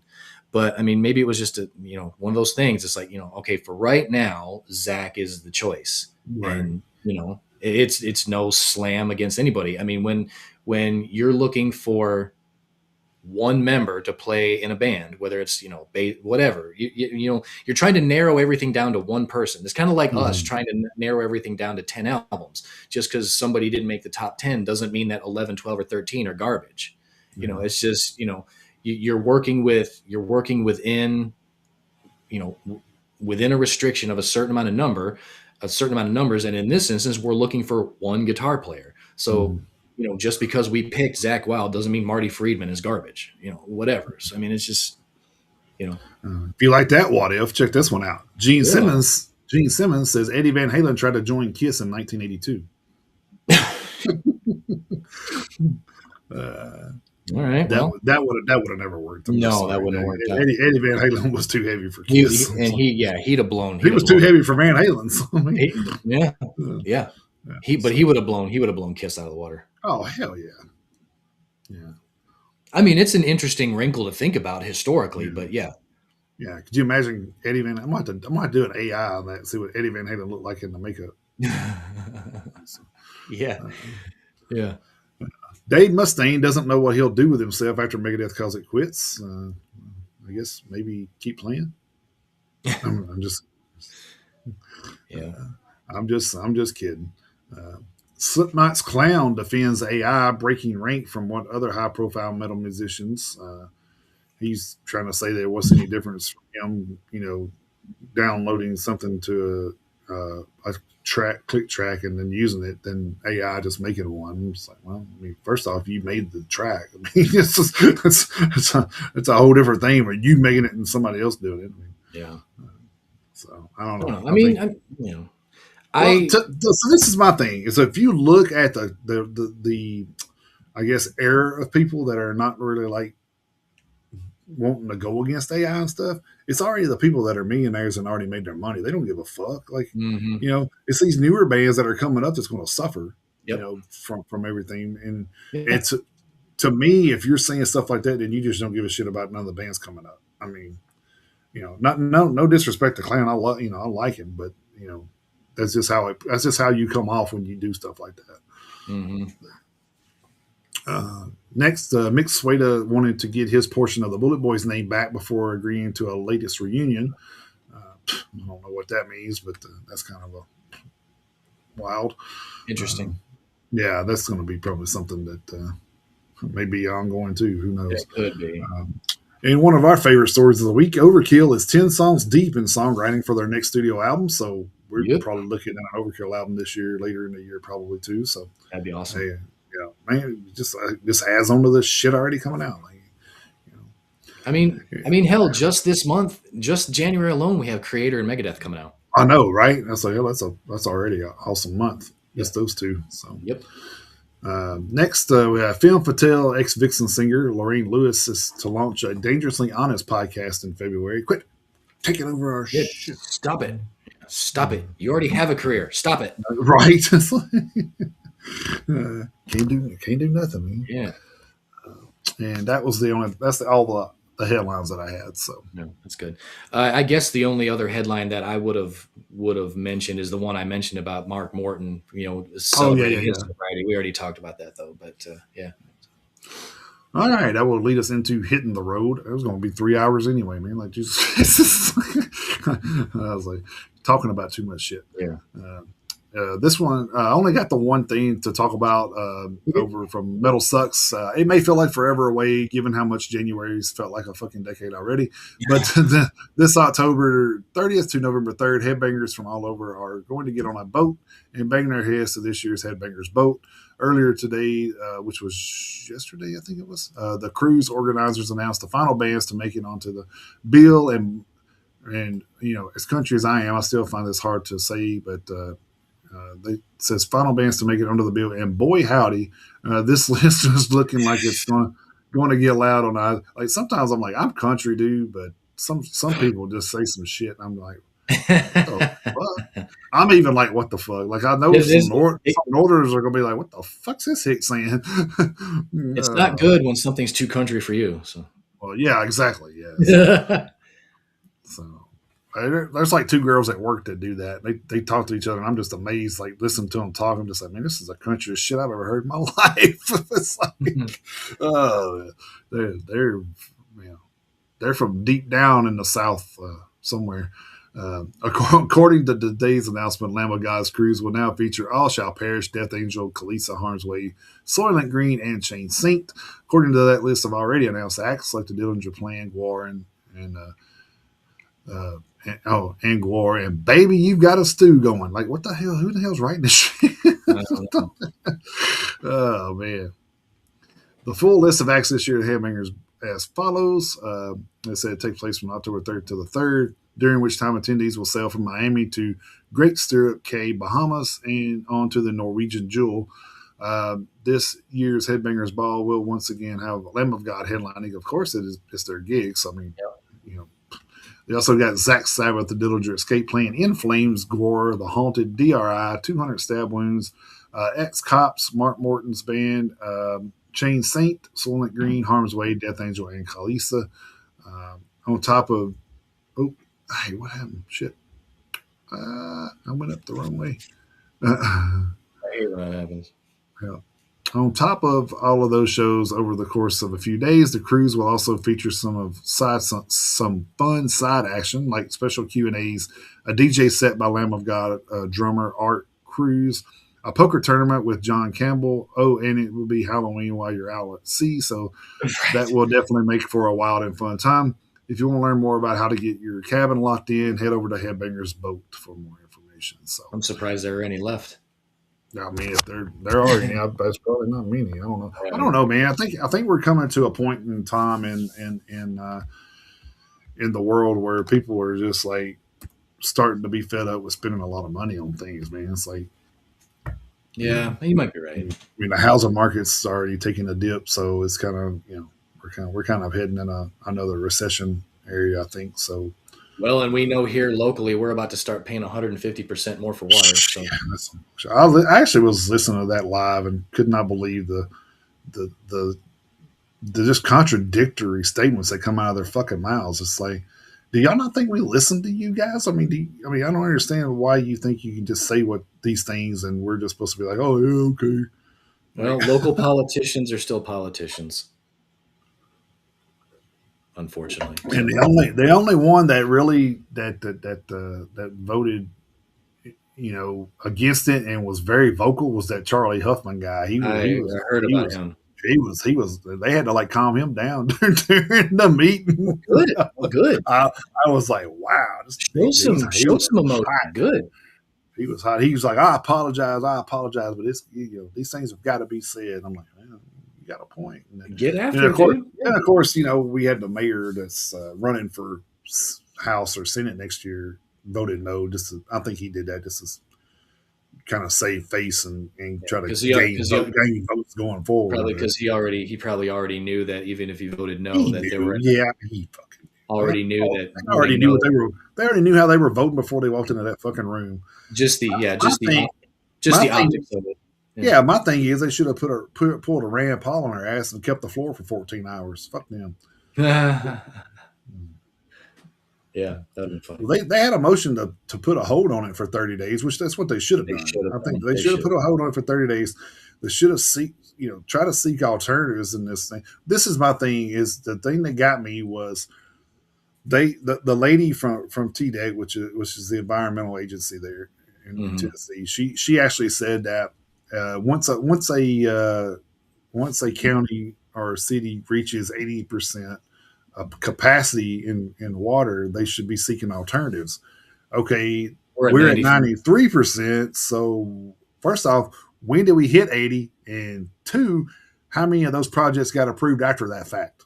Oh, probably a bunch. So I so guarantee you so that shit. I guarantee you you that shit on the north side of town was given the green light. I know, but what I'm saying is they did that to themselves. Like, Hmm. we didn't do that shit. Why are you fucking making us pay for the shit? Right. You know, Yep. we Absolutely. didn't we didn't tell you to keep building shit, motherfucker. Hmm. Yeah. Well, actually, most people in this town's been against you building all this shit. Yeah. We've been telling you to fucking stop. Yeah. But one All of the right. damn board members has, got Pete, and he's got Yep. people in construction. Of So course he does. Yeah. grease my palm bullshit. I'm so Well, sick of that shit now. That's one of the reasons I can't wait to move out of this motherfucker too. This. yeah. Anyway, that I was mean, my fault. I brought that up, but well, no, I mean it's all right. I brought that up. All right. For my contribution to hitting the road, I did the same thing you did with the birthdays. I went all the way back to January 1st, and surprisingly enough, I still only barely came up with more than a page. It was actually Oh, nice. Okay. a very quiet start to the year. I was kind of surprised, but we do still have some stuff to talk about. Over at the PRP.com, we have Il Nino and Head PE going on a South American tour. Primer 55, like you say, was supposed to be on this tour, but they pulled out. No replacement announced for them yet. Haven't heard the last of Primer 55 yet. That tour starts in April 24th in Lima, Peru at Yield Rock, finishing May 3rd in Belo Horizonte, Brazil at Mr. Rock. Then Sendust, Alter Bridge, and Daughtry are going to Europe starting January 15th, so that's coming up pretty quick. In Hamburg, Germany at the Sport Hall, finishing March 5th in Nottingham, England at Motor Point Arena. Filth has a March tour announced with Blackwater, Drowning, Autumn Lies Buried, Coma Waves, and Jaw Jacked appearing at select dates, starting March 6th in Dunbar, West Virginia at Shop Live, finishing March 22nd in Chapel Hill, North Carolina at the local 506. Faytooth has a North American tour schedule with Latter, Latter, Ladder, IRES, Soapbox Derby, Bosses, and Nightosphere appearing at select dates. Starting April 14th in Phoenix, Arizona at the Rebel Lounge, finishing May 17th in Santa Ana, California at the Constellation Room. They'll be in Nashville on April 22nd at the Blue Room. Smile Empty Soul, Primer 55, and Makes My Blood Dance are going on a U.S. tour, starting February 4th in Dallas, Texas at Trees, finishing February 24th in Greenville, South Carolina at the Radio Room. They'll be in Nashville February 16th at the Basement East. So Primer 55 basically decided to stay in the U.S., I guess. I guess they decided to pull out of the South American tour just to stay here in the country. So I don't know. If they're trying to make new music, I guess that's probably, why they decided to just do a U.S. to hop onto a U.S. tour in February. I don't know. I mean, that's just speculation. I haven't heard anything from the band, of course. Then we have Spite, Immure, Psycho Frame, and Reverent going on a tour of North America, starting May 29th in Portland, Oregon at the Hawthorne Theater, finishing June 27th in Pomona, California at Glass House. They'll be in Nashville on June 19th at the East Side Bowl. Poison the Well, Contention, and Domain have had 4 leaked March show dates. Wow, leaked. Apparently more will follow if these are actually leaked dates. Those dates are March 20th in Miami at Las Rosas, March 21st in Fort Lauderdale at Culture Room, March 23rd in Tampa, Florida at Crowbar, and March 24th in Winter Park, Florida at Conduit. Obviously, if and when a full tour is announced, we'll talk more about that. Then Bush, Mammoth, and James and the Cold Gun are going on a U.S. tour starting April 7th in Pittsburgh at the UPMC Event Center, finishing May 16th in Columbus, Ohio at Sonic Temple. That's Bush only appearing at Sonic Temple. They will be in Nashville the day before Sonic Temple, May 15th at First Bank Amphitheater. Of course, that's Franklin. It's not Nashville. Close enough. Norma Jean has a trio of February shows announced. February 5th in Little Rock, Arkansas at Rev Room. February 6th in Houston at Secret Group, and February 7th in San Antonio, Texas at The Rock Box, featuring Strawberry Girls, Good Terms, and a Marionette. Then a couple tours announced over at Blabbermouth. David Lee Roth has a solo North American tour starting April 16th in Airway Heights, Washington at Spokane Live, finishing August 7th in Sturgis, North Dakota at Sturgis Buffalo Chip. He will be in Nashville on May 6th at the Ryman Auditorium. And then Crowbar and I Hate God are going on a U.S. tour starting March 19th in Baton Rouge, Louisiana at Chelsea's Live, finishing April 18th in New Orleans, Louisiana at Tipitina's. They will be at East Side Bowl in Nashville on April 12th. So that is hitting the road for the 1st through the 9th. Awesome. Well, that will carry us into our theme of the week, which is I thought it was pretty fitting to start our 5th year, or beginning going into our 6th year, with a metal theme of the week. So That's it's right. kind of metal 2.0, I guess you could say. Yeah. So I've been wanting to do this one for a while anyway. You have, and once you brought it up, I said, that would be a perfect time to do it. And I've kind of been putting everything else in front of you. So, so until I was trying, hopefully getting to this point, So I was like, well, hopefully it makes it out to that far. But luckily we've had a lot of interviews and stuff that helped us get there. But so theme of the week, Metal 2.0. My first one for that would be Game Over's Neck Breaking Dance from Face the End 2025. And I did, I talked to you earlier in the show. I try to keep this kind of confined to the years of the show. I did kind of go, a couple years out, and then I did use some older songs too because I couldn't remember what I was on there and I didn't look it up. So if there is some repeats, I apologize. But Yeah. Well, we'll deal with Uh, that if it happens. Yeah. I'm sure this one was probably on there, but I just like the song, so I did Anthrax "Caught in a Mosh" from Among the Living, 1987. I did Chrysalis "Agents of Mosh." It was a single in 2021. I did Avatar's "Chimp Mosh Pit" from Dance Devil Dance from 2023. Then UDO "Metal Never Dies" from Game Over in 2021. Mystic Prophecy "Metal Division" from that same titled album in 2020. In This Moment, Sex Metal Barbie from Black Widow 2014. Reason we don't ever get That to one, put yeah, we don't. that one was on the first list, but Well, that's fine, but I just feel like we don't get to put In This Moment on lists very much. So that I is was like, true. yeah, put it on. I kind of figured it probably was, but I'm just like, I'm gonna throw it No, on there. it's fine. I mean, hell, with the first one we did was like 3 years ago, so it's fine. Yeah, so it doesn't matter. It's Like I fine. said, remembering that far back would be hard anyway. Yeah. Next one was Onslaught's Metal Forces from the Force in 1986. Mhm. I did 3 Inches of Blood, Metal Woman, from Long Live Heavy Metal in 2012. Oh, so Uh, you got song and album on that one. Nice. yeah, man. I did Contortions, Thrash Metal Domination from the same album title in 2019. Impellitteri, Out of My Mind, Heavy Metal from War Machine 2024. I did Against Evil's Metal or Nothing from End of the Line 2021. Nice. This one I've always loved, so I don't care if I'll put this on there every time. I did Fight Into the Pit from War of Warriors 1993. That's a great song. Yeah, and then I did Hazards Thrash Till Death, which was from the Third Dimension album this year, Well, 2025. So you know what's funny about that one? If you take a look at it, it's actually Tharsh Till Death. oh, is it really? Yep. Oh, well. It looks like thrash. It looked like thrash to me. Yeah. No, that's the thing though, is when I listened to the Hazard album earlier, I mean, earlier in 2025 now, earlier last year, it got me too. And I was like, oh shit, wait a minute, it says Thirst Till Death. So it's kind of like tongue in cheek a little bit, but Ah, it's still an awesome song. well. It's still good. Yeah, that is funny though. I have to look at that again. That's crazy. Destruction's. I did Destruction's Thrash Till Death from the Antichrist 2001, and then I did Cage Fights Bitch in the Pit from Cage Fights subtitle album in 2022. Nice. Then I did All for Metal, Gods of Metal from Gods of Metal Year of the Dragon 2024. Yeah. Then did Lordy, This Is Heavy Metal. That's from Babies for Breakfast in 2010. Then I did Attila's Metalcore Mansion from Closure in 2021.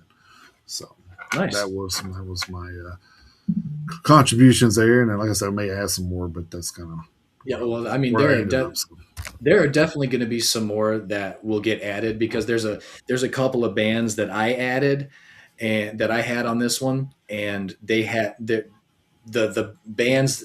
There are like three bands on this version of the list that I added, but they had like three or four more other metal focused songs. I was like, well, I got to pick one of these, and Right, then right. like instead of like taking the three bands and adding the four songs that each band had, it's like we'll just do that on the back end. So, well, I had 25 songs, and we only had two repeats, so Oh, nice. Okay. that's actually not too bad. And I have some notes down at the bottom Hmm. of other stuff we can add. Yeah, So I guess we didn't mention that we were both like doing the same one this time. So yeah, which is something we got away from. So it's kind of nice to kind of come back around and both of us being, on this exact same theme this go around.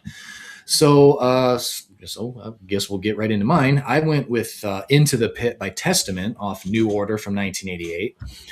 Then I went with Metal to Metal by Tankard off The Beauty and the Beer from 2006.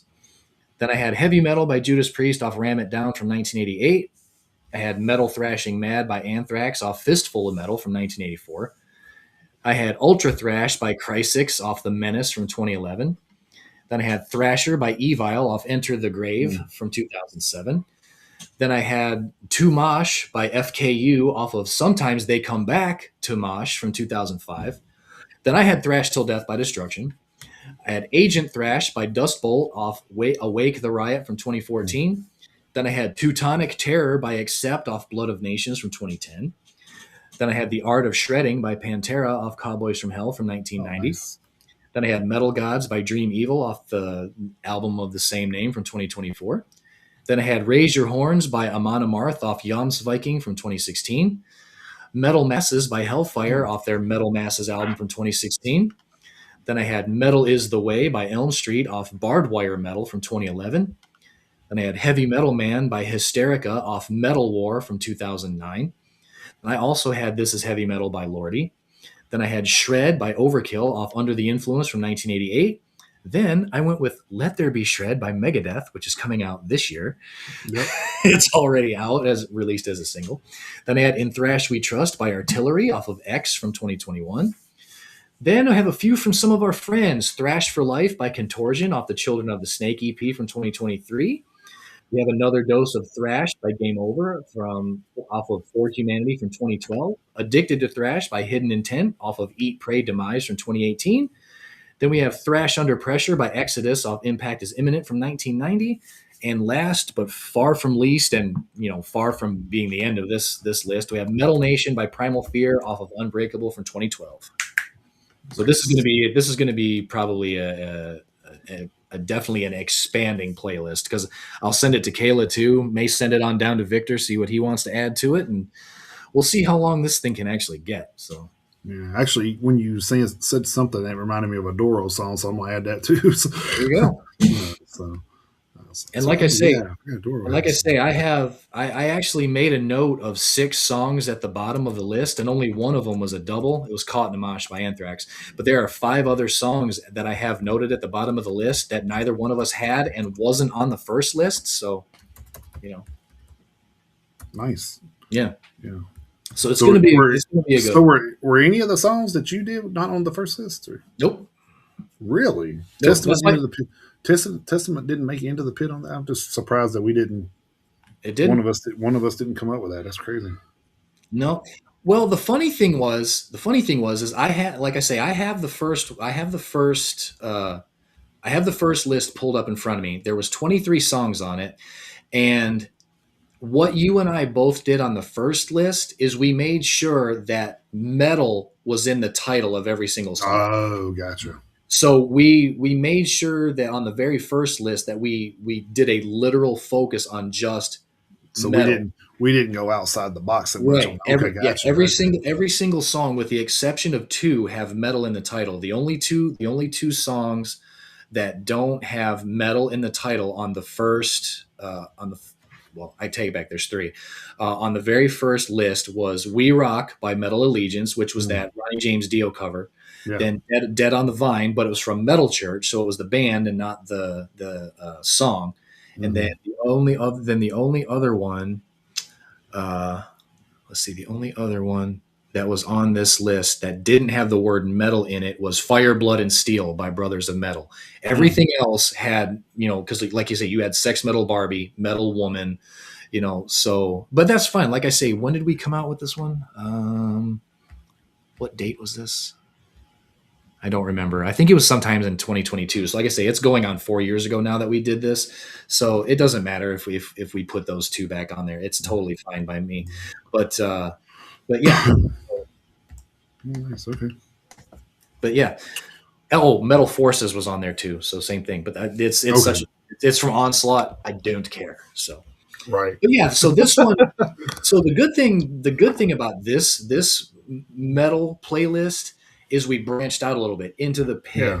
Yeah. Ultra thrash, thrasher, mosh, Teutonic terror, shredding. So I mean, we kind of branched out into the other facets of heavy metal on this Yeah. one. And then So plus there was a lot of a lot of songs that new, we discovered since then. So right, exactly. So that's why that's with why they had metal in it. So yeah. So that's why, like, hell, we can probably every once in a while go all the way back to the beginning of our top 10 lists. Because if you remember, I know you do, but if any of our listeners remember, we used to just keep it to 10. It used to be the top right. 10. That's true. So, so we can go back and revisit some of these themes, because there's been so much, more content that we can pull from now, thanks to, just thanks to time passing.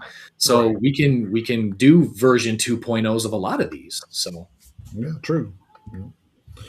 All right, that will lead us into our album reviews this week. album reviews. So I went with the band called push with an exclamation point. So there's several different names out there. So make sure you're doing the one with the exclamation point. So their new album's called Plowing Ahead. They are a hardcore crossover metal band from Lisbon, Portugal. Oh, Not real sure other than that any information because I checked. I don't know, probably 10, 12 publications with nothing about band members. I mean, so I have no idea any of the band members' names or anything. So interesting. yeah, it is. I don't know if it's because they're a foreign band and it's just hard to get any of that information. I don't know, but or maybe they just don't. Maybe they just don't care about the. Maybe, Yeah, maybe, maybe it's their stick. They don't tell anybody. So, maybe. all right. Anyway, this is the band's third full length release. It's 11 songs, 26 minutes 6 seconds in length, so not very long. It's kind of like I said, from a hardcore band, you kind of expect those 2-3 minutes, and that's about it. Yep. So Yep. uh, this is everything you would expect from a hardcore band. Like I said, vocals aggressive, stayed the course with being just that one kind of level of aggressiveness and in your face type vocals. It wasn't no slip up doing something, you know, ballady or anything like that. So I mean, if you're, and I expect that. Like if somebody says, "Hey, they're a hardcore band," I don't expect to hear, some power ballad on there or nothing, or a screamo metalcore song. Or I mean, I Yeah. expect to hear, the anti-government in your face type songs. Yep. Uh, so instrumentally, has some great breakdowns. The tempos changed real nicely. Like how they'll get and then they'll go boom, boom, kind of go down and then back Oh up. yeah. I had a lot of that in there, so which was cool. I like listening to those things. So guitar work was good. Of course, you're not going to hear any amazing solos or anything like that because you're it's kind of a boom boom boom boom type thing and it's over with. It's kind of what hardcore has always been made about. So Yep. uh, was good too. It set the tempos really well for each song. And it's like one of those. If you like Hatebreed and Jasta, Yeah. DRI, bands like that, and you're probably gonna get into this. So Sure. I'm 3.5 horns. It was still really good. I think it was even though I kind of feel like a lot of hardcore is kind of it kind of follows suit with each other, I guess you could say. And I won't say they're copying each other, but you can turn it on and be like, oh yeah, that sounds like the last hardcore album. I mean, it's like Yeah. it, I that's that definitely a tempo and a sound that most of the bands go for. So, Yeah, that's kind of one of the things that gets me a little bit about mhm. hardcore is and I hate to use it, but it seems appropriate, but formulaic. Right, right. Yeah. So and I don't mean that in a bad way, but I mean it's just like you said, when it comes to like a pure hardcore sound, there's an expectation, and it's kind of like just all right, this is probably going to sound like Hatebreed. Like I say, that's nothing, because you talked about the vocals. I mean, it was like, that Jamie Josta, angry, Hmm. raspy, monotonous, just aggressive in your face, just straight ahead vocal style. And there's nothing wrong with it. But I mean, when you just talk about hardcore, there's an expectation, and that's usually pretty much it. Yep. Yeah. All right. You and I talked about this before the show, but I do have my formal write up, and I will talk about that now. My formal album review this week was from Beyond the Black with their new album Break the Silence. They are a symphonic metal slash rock band formed in Sankt Wendel, Germany in 2014. Their lyrical themes are emotions, hope, love, and inner struggles. They are currently signed to Nuclear Blast Records. They are a quartet consisting of Jennifer Haben on lead vocals, Kai Shersky on drums. Then you have Toby Lotus on guitar and backing vocals, and Chris Hermsdorfer on guitar and vocals. Not sure what's going on with the bassist. There isn't one listed. Uh, Mm. not real sure. This is the band's sixth full length studio album. Their debut, Songs of Love and Death, came out in 2015, leading up to the new release yesterday. The new album is 10 tracks in length, 37 minutes and 29 seconds. So, pretty quick listen. Uh, this one, kind of speaking of, hardcore giving off hate breed and Jamie Josta vibes. Just right off the top, this one kind of is if I'm giving off if I'm going with what vibes this give off, it's kind of like Evanescence mixed with New Year's Day. Uh, Oh, okay. so I mean, Jennifer's got a great voice.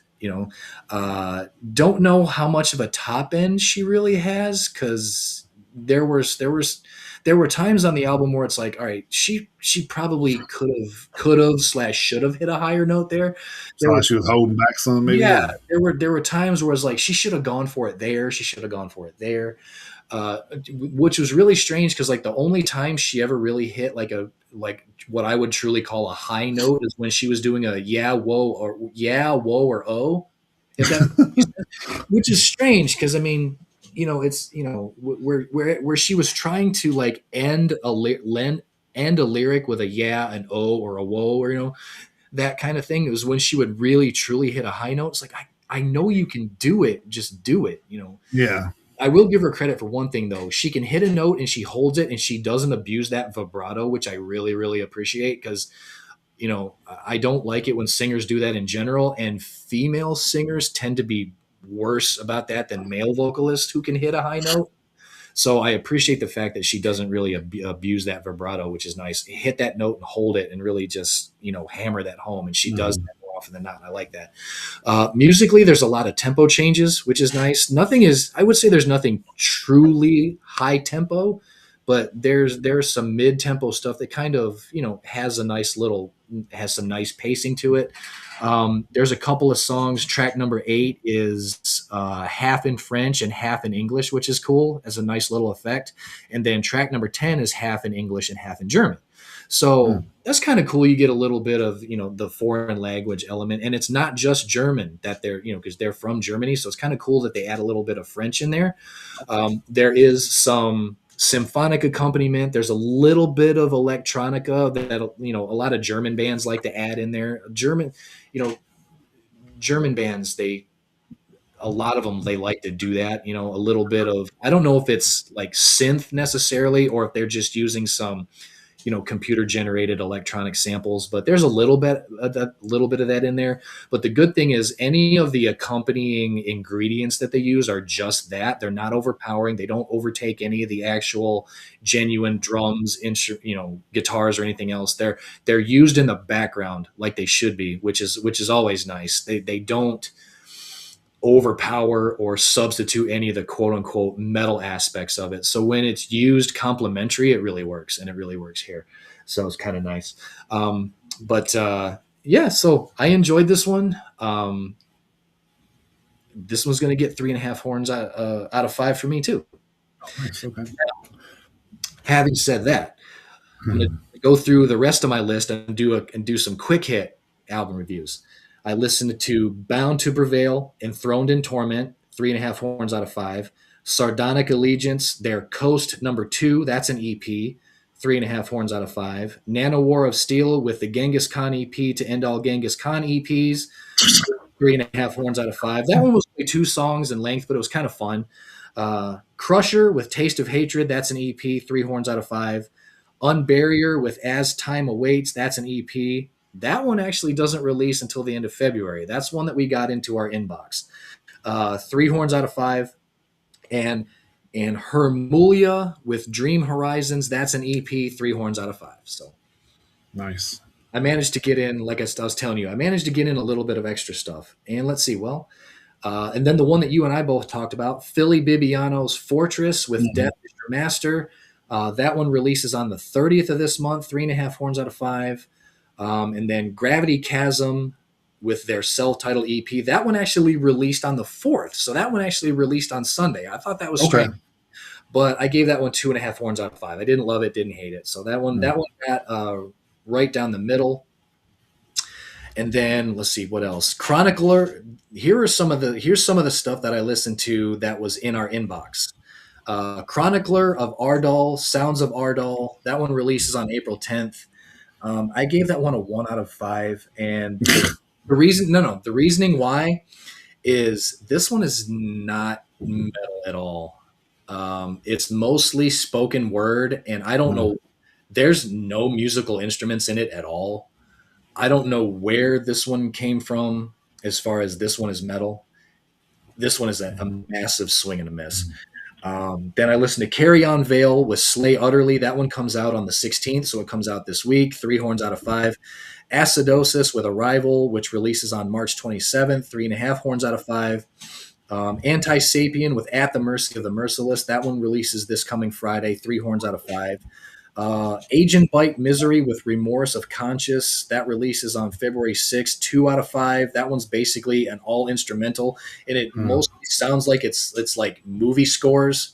Okay. There's some spoken word in there, but I'm like, how is this one doesn't this one barely classifies as metal to me because there were very, very few metallic elements sprinkled in there. So they were lucky to get a 2 out of 5. I almost gave them a 1. And then Redivider with Sounds of Malice. That one actually came out yesterday. 3 horns out of 5. So Yeah, see, see something real quick. Let's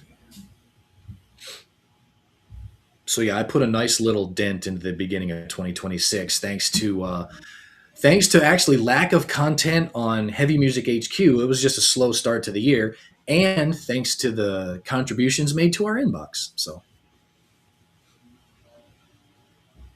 I was trying to see. I downloaded another one, Zepter. I downloaded that Zepter that was in our inbox. I listened to it yet, but okay, I'll have to check that one out too.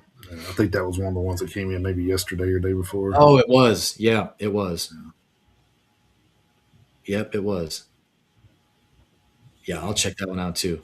Comes out February 26th. It looks like just based on the cover art, it may have like a little bit of an old school feel to it, but we will see. We'll find out. Yeah. And I need to delete some of these out of my things. I've struck a nerve I've listened to, so I need to get that out of Which my was that one was out of good. my phone, man. I got all this stuff in my phone. I'm like, I gotta get this shit out of my phone Yeah, because you got to clear up some yeah, clear it's up some files. taking up too much space. Yeah. Right. So looking forward to this coming Friday, January 16th, over at heavymusichq.com. I already mentioned this one, Anti Sapien with At the Mercy of the Merciless EP, Arcanum Sanctum with Pax, that's an EP, Architectural Genocide with Malignant Cognition, Bell Barrow with Saltire, Ben Blutzucker with Laut und Deutschlich, uh, by Myrta with All Skies Lead to the Sun. That's an EP. Blanket with True Blue. Carry On Veil with Slay Utterly. Listen to that one. David Boring with Liminal Beings and Their Echoes. Death Cult with Paradise Live. Demons My Friends with Demons Seem to Gather. That's a re-release. We have Dara with Elemental 4. We have Dumb Spiro with, let's see, MMXXVI. That's 2026 with I'm not real great at Roman numerals, but I know some of them. MM is, you know, M is 1,000, so you have MM is 2,000, and then XX is 20, VI is 6. So 2026 with Grave. Eden Bridge with Set the Dark on Fire. The Eternal with Celestial, that's an EP. Then a couple re-releases from Evokin, Embrace the Emptiness, and Shades of Night Descending. Frozen Factory of Apocalypse Inc., Funeral Home with Your Funeral, The Funeral Portrait with Live from Suffocate City, Glucifier with Same Drug, New High, Godzillionaire with Negative Balance, that's a re-release, Gran Moreno with El Sol. We have Hagatis with To Wither. Right, exactly. To Wither Beneath Thy Radiance. Hyperion with Cybergenesis, and A House of Heartbeats with Divination of Dreams, I Promised the World with a self-titled EP. Then the headliner next week, Creator with Crushers of the World. The Last Sound Revelation with the Proximity Effect. Mariana's Rest with The Bereaved, excuse me, by the way. Moon Wisdom with Let Water Flow. Neapolitan with The Fool, that's an EP.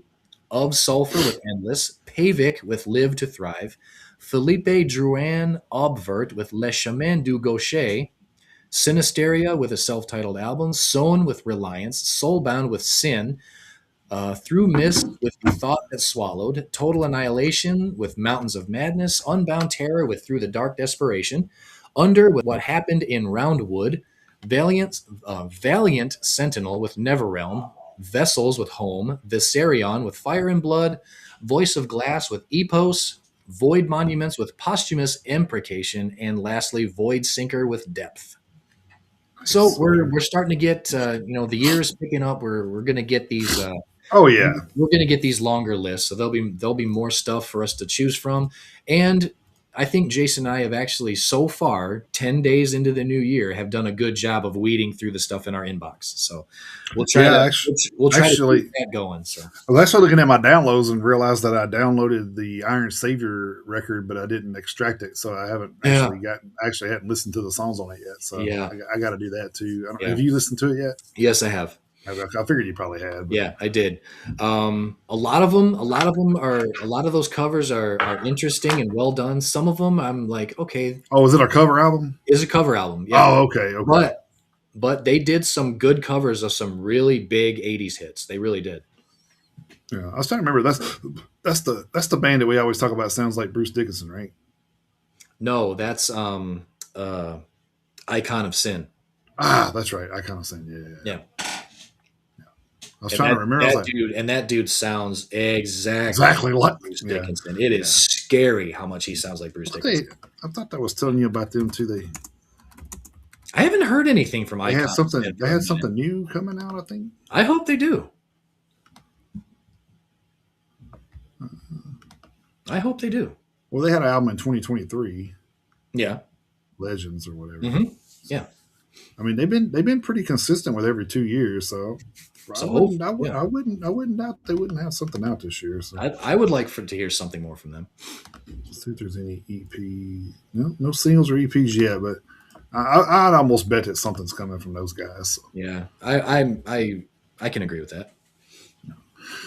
All right. Well, we are obviously backing in full force for 2026. 2.5 hours in, and we didn't.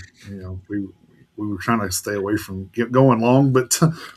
man, there was just so much going on already. Yeah. It's like crazy. Yeah. It's definitely a fast start to a new year, but Yes. so, but anyway, hopefully we'll get everything cracking with bands and stuff for too long. So We got one we're trying to nail down. yeah, it just kind of depends on some scheduling issues. So once we get a date down, hopefully by the end of the month, if not by first of next month for sure. Hopefully. Yep. In the meantime, you guys can check out our 24/7 radio station at thefrontrow.net/radio. That right. is radio with a capital R, by the way. Yep.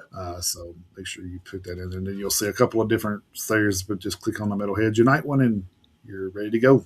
Yep. And you can follow us on all of our social media outlets, our Facebook group and Facebook page, on X, Instagram, Twitch, TikTok, our YouTube channel, and Rumble. Check out all of the playlists and the band interviews as they are uploaded on our Spotify channels. Yeah. And also wanted to make a note about the social media platforms. This year we decided that, well, I kind of decided it, but I kind of okayed it with Chris. But, Right. but I just want to make sure that everybody's on the same page with it. But I kind of want to get away from posting everything in both spots on Facebook. I kind of want some stuff in the groups and some stuff in the pages. So I kind of talked to Chris. I said we're just going to do the album reviews and stuff like that on the page, and then if people want to know that stuff, man, they just need to go over there and follow the page, because that's kind of like where I've been with that, because we're posting news and funny memes, and of course a lot of bands are on the group page posting their shows and stuff. So I mean, it's kind of like I kind of don't want, if it makes any sense, I kind of don't want that to get lost in us posting album reviews on two places. So yeah. So I kind of want to keep that to the page. So if you want to kind of keep up with the album reviews and stuff, to kind of go to the page, and like we'll review them on the show. Absolutely. Once we go back live, if we're not having guests, we'll go back. We'll talk about those albums, but we definitely want to keep it kind of separated this year. So. So just wanted to put that out there so people kind of knew what was going on. So yeah, and that's the thing, is everyone can see the page. It's like the group is the group is members only. So right. The only thing we don't have is jackets, but yeah, right. Don't give me no ideas, man. Yeah. I'd wear the hell out of a Metalheads Unite members only jacket. That's what I'm saying. Don't have me. I actually thought about making a 5-year battle vest with. Oh man. for Metalheads Unite with all the bands that we've interviewed, patches on Oh, it. that would be awesome. Yeah. Hell, we'd have to have a fucking battle trench coat for all the bands we've interviewed, which is an awesome thing. I don't think a band patch from every band would fit on a vest. I think we'd have to invest in a Well, you're trench, probably right. Yeah, you're probably right. especially since it's a work in progress anyway. So Yeah. Well, I that'd be mean, I'm cool just as talking hell. about. I was just talking about in the first 5 years. So, Oh well, that's true. yeah, yeah, yeah. So basically, the That's true. last three. I don't even know if I've gotten a list for 2022 around here anywhere. Uh, did we That we even that did we interview people in 2022? I can't remember. Yeah, we started interviewing people in 22 because 2021 was the first year. Yeah, I couldn't remember if we waited a year or 2 years after. I know I Well, got. I think it was like April of 22 when we had one of the last on. So it wasn't like Okay, it wasn't okay. like at the very beginning of 22 that we interviewed bands. I think when we Oh interviewed yeah, John, yeah. I got it. I got it right here. yeah, So when we interviewed John, it was like April of 22. no, it was February. Was it? Okay. Yeah, February 19th. Well, I got a February 19th. It says Brooklyn, New York. I'm guessing that's who it was. That would have been him, yeah. And then Yeah, I that would have got been him. yeah, and then Sepsis is on here, and Hmm. Eyes of the Living's on here. Yeah, we would need Yeah, three so eyes we'd need three yeah, eyes of the living. Ashes We would need Rain, we would Ashes Rain's on here. Yeah, we would need three Extinction AD patches. We would need Mm. two Never Fade patches. We would Two need Ashes Rain, two two, Ashes two Rain, two two three Ashes one Rain passes. Yeah. two one of the last, Yep. Two one of the last. Yeah. and then Johnson City on December. Was Halo that Scars. Halo Halo Scars? Scars. Halo Okay, Scars. Hidden Intents on here. Australia. Yep. And there's a couple of places I don't know who they are. Oh, that was Glasgow, Scotland was Devil. Yep. Let's see. We interviewed somebody in Helsingborg, Sweden in March. The Defaced. Oh, I'm gonna write this down because I do this all the time. Yeah.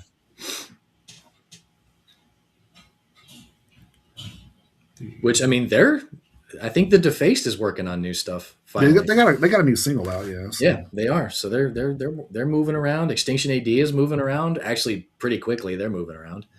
I Yeah. think so. I think Source of Rage might be mixing up some stuff. The Manchester, New Hampshire one that was Sepsis, right? Yes.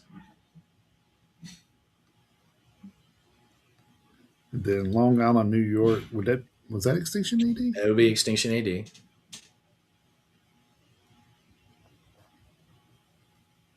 And then that was Devil. And Devil. How does Sham Germany? Source of Rage.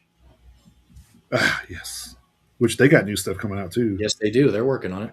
And I'd love to talk to those guys again. So Yeah, a lot of these bands who are some of our first interviews, they're actually coming back around. They're putting yeah, I music. know it's crazy, isn't it? Like we've been doing this so long that they're coming back around. Yeah, It's they like, are. uh, then we had let's see, Uppsala, Sweden. Was that Hexed? Was that in 2022? I think so. Has it been that long? Really? I think so. No, no way. Let me look at 23. That can't be. Jesus, man, Maybe. has it really gotten away from us like that? Maybe. Oh shit! Hang How did that? Where the hell did they go? on. Let me look.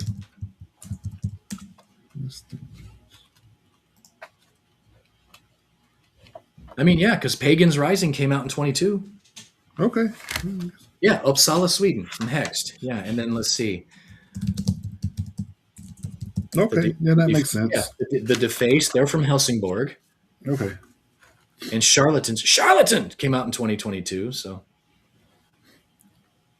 I'm surprised I actually remember all of these just by the city name. Well, yeah, I am too because I was actually lost. But then I had the last one I had was Bruges, Belgium. That would have been Everest. Oh yeah. Avers. Let me And double check. they actually got new stuff coming out. Yep, Bruges, Belgium. Yep. Okay, cool. So Yeah, that the white. completed that list. Yep, White Elephant came out in 2022. So yeah, I I think was like, I was happy with that because when we first started doing this, I didn't think we would ever get 12 bands in the first year. So, right, yeah, so to have 12 bands on was pretty awesome. And then kind of we went from 12 to what 19 or some shit. 19, yeah. And then let's see,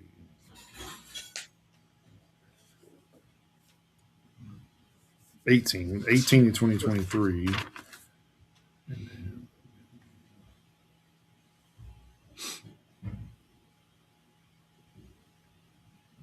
23 and 24. There you go. Almost 2 a month. That's not bad. On average, anyway. That's not how it worked out, but Did 21 this past year. So we're well, we've kind of kept into the the high score is 20 20. The high score 20 is plus. 23. So Yeah, we got to beat that. we know the number to shoot for now. Yeah. So We'll see how that works out. yeah, All right. Anyway, like I'm kind of keeping people listening to this shit, and I'm not even talking about it really now. But anyway, hopefully we'll get something worked out with this band and have an interview set up here in a couple of weeks. yeah. So we get our first one so far. Right. The only spoiler is the band that we're trying to nail down a date. They said they'd come on. We're nailing down a date. Is that it's a repeat guest? That's the only. They've been here before. Yeah, that's been here before. That's the only giveaway we'll get. Only spoiler we'll give. So. All right. Before we take off, I just want to thank whoever is watching us over on Twitch. I've noticed they've been on there the whole show, so appreciate that. So hopefully we haven't bored you too much. Evidently, you just left it on and fell asleep. Maybe I don't know. It still counts. It still counts in the metrics. It still counts. Oh man. we do appreciate everybody that listens, whether live or after the fact. So exactly. So appreciate that, and hopefully we'll go into 2026 bigger and better than ever. So yep. So all right. So until next week, kind of keep up with us on our socials and see what's happening, and then next week we'll hopefully have an announcement about a band interview or whatever. So yep. Then we'll reach out to some other bands in the meantime if we come across something that.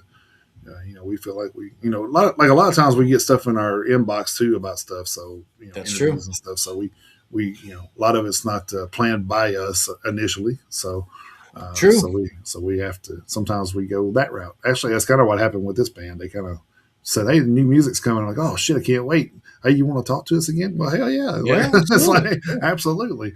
Yeah. So just working out a date. So and hopefully we won't have them out at 5 o'clock in the morning again. So. Oh, that's true. Yeah, he did say evenings this time. I don't know if you noticed that. I did see that. Can we get an evening this time? Yeah, he did say that. Well, good for him is we don't do it on Friday nights anymore. So that's true too. So. All right, guys, we will close this one out for this week, and hopefully we will see you back here next week. Same time, same channel. That's right. I'm Batman. No, check this out. Kayla gave this to me. Oh yeah, Batman. Hey, Batman. I'm Batman. Yeah. Hey, man. Martha. Yeah. Where's the trigger? Yeah, Martha. Yeah, Martha. The joke's on you, Joker. Yeah, it is. There's nowhere to hide. Batman. We don't want to do that. Maybe we can kind of go this route too. Hands off the upholstery. I just had me cleaned. The joke's on you, rat. Yeah, I got a couple of these. That's pretty cool. Uh-oh, Harley ain't working. Oh no. Uh-oh, she dead. Yep. He killed her in a fierce battle, I guess. So. That's right. In a hail of gunfire. Yeah. All right, guys. Until next week, Eddie says, see you next week. That's right. What Eddie says goes. I got my little Eddie still sitting here. Yep. All right, guys. Hopefully we'll see you back here next week. Till then, keep those horns held high. Jump in that pit anytime you can.